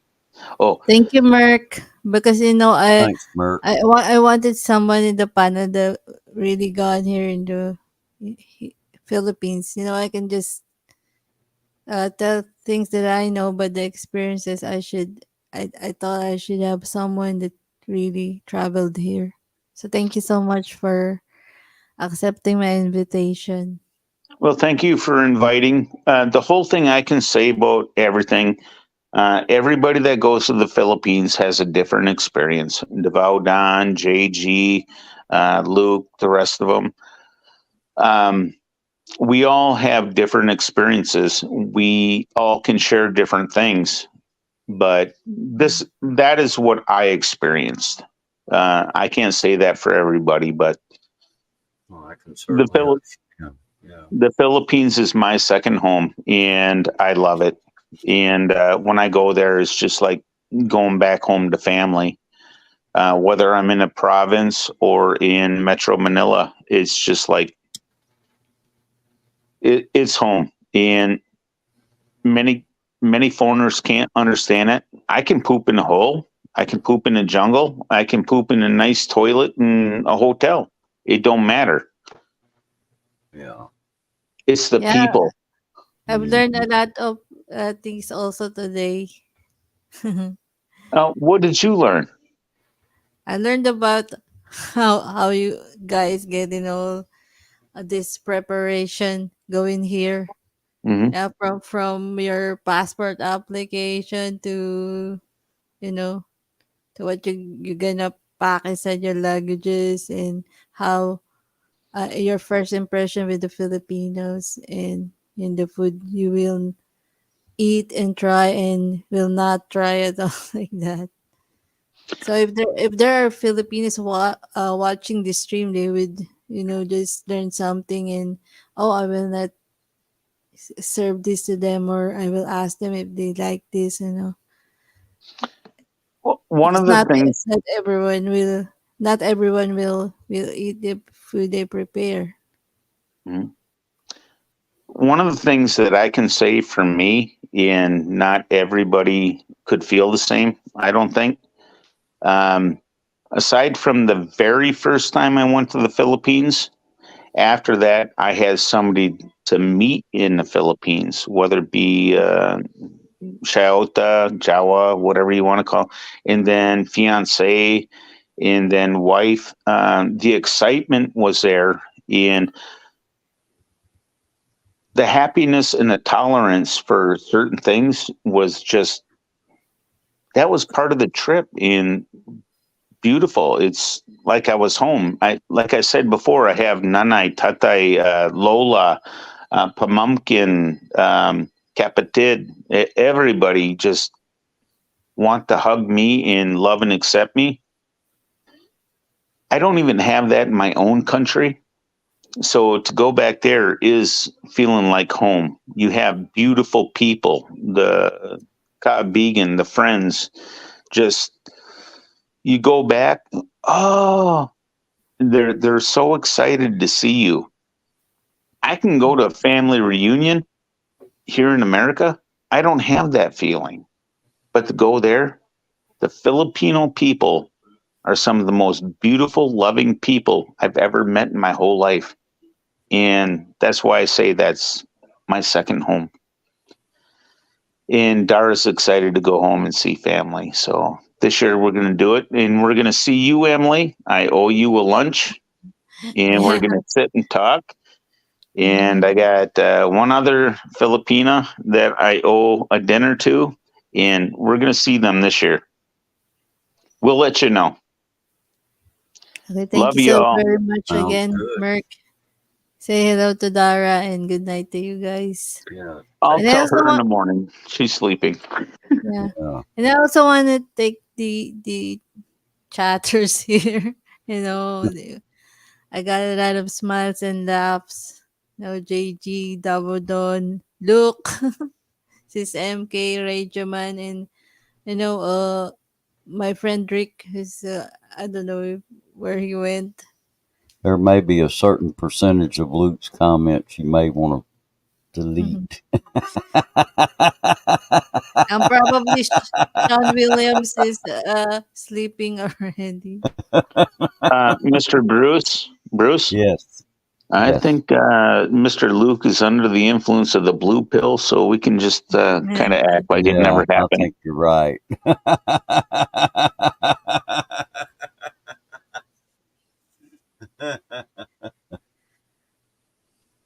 Oh boy. Love you guys. Have a great night. Bye. Adrian was here, right? Yeah, Yeah, Adrian Adrian, was. Yeah, Adrian. he was here. Mhm. Yeah, he Radio probably had to Man, go back to work. MK. Yeah. Bruce, thanks for joining the panel. Hey, you're welcome, I'll Emily. probably have my next live stream next week. Again. Okay. Probably I'll stick on every Tuesday and Thursday. That would be a good day for me. Then twice a week only, Oh, okay. right? Because I got only Well, 20. MK said you're Bishu now. Bishu na. That's what MK said. You're Bishu na. Yeah, You're addicted. but StreamYard will not be show me. I mean, I can do a lot of live stream, but I'm only allowed 20 hours. Yeah. Yeah, we know. We know, Luke. We know. JG Yeah, that's said what they we're all gonna have say, a Luke. live stream Friday. I'll just have. I think I can do this like Tuesday and Thursday. I'll fix it to that schedule. Okay. Right, Bruce? 8 a.m. my time. Yesterday was the longest live stream I had ever in YouTube. He went Yeah. on like four and a Well, half you hours. went 4 And now over it's 4 4 hours. hours. Yes, 4 hours and almost 4 minutes. Yeah. Yeah. Emily, can you do me a favor? What? Hug your mom very tight. Uh, Dara loves your mom and loves her smile so much. She's always asking about your mom. Give your mom a big hug for her and for me, and say that Bop Bop and Dara Mercury love her so much. Your mom Yes, I will. is a blessing. Yes, I will. You know, Yeah, I'm thinking to put her on TikTok. I, yeah, because you know, I want to have lots of videos and memories with my parents. yeah. Probably Bruce can see them on Facebook. I've been making reels. We Oh, don't do TikTok, but when we come to the Philippines, Dara says she hopes she can meet Nyantai Yeah, and your son. I can also upload them on my short videos. I will Yeah, do on YouTube. yeah. Your son and Nyantai. Dara, she loves family, and she said she hopes she can meet them when we meet you, Nyantai and your son. Yeah. So, good night. We love you. Good Paalam. night. Night. Good Uh, night, Mert. Take care, buddy. yes. Good night, chat. And Bruce, do you have Yeah. anything to say? Take care, Emily. Take care, guys. And I'll do this Bye. again on Tuesday. Bye bye. Okay. Bye bye.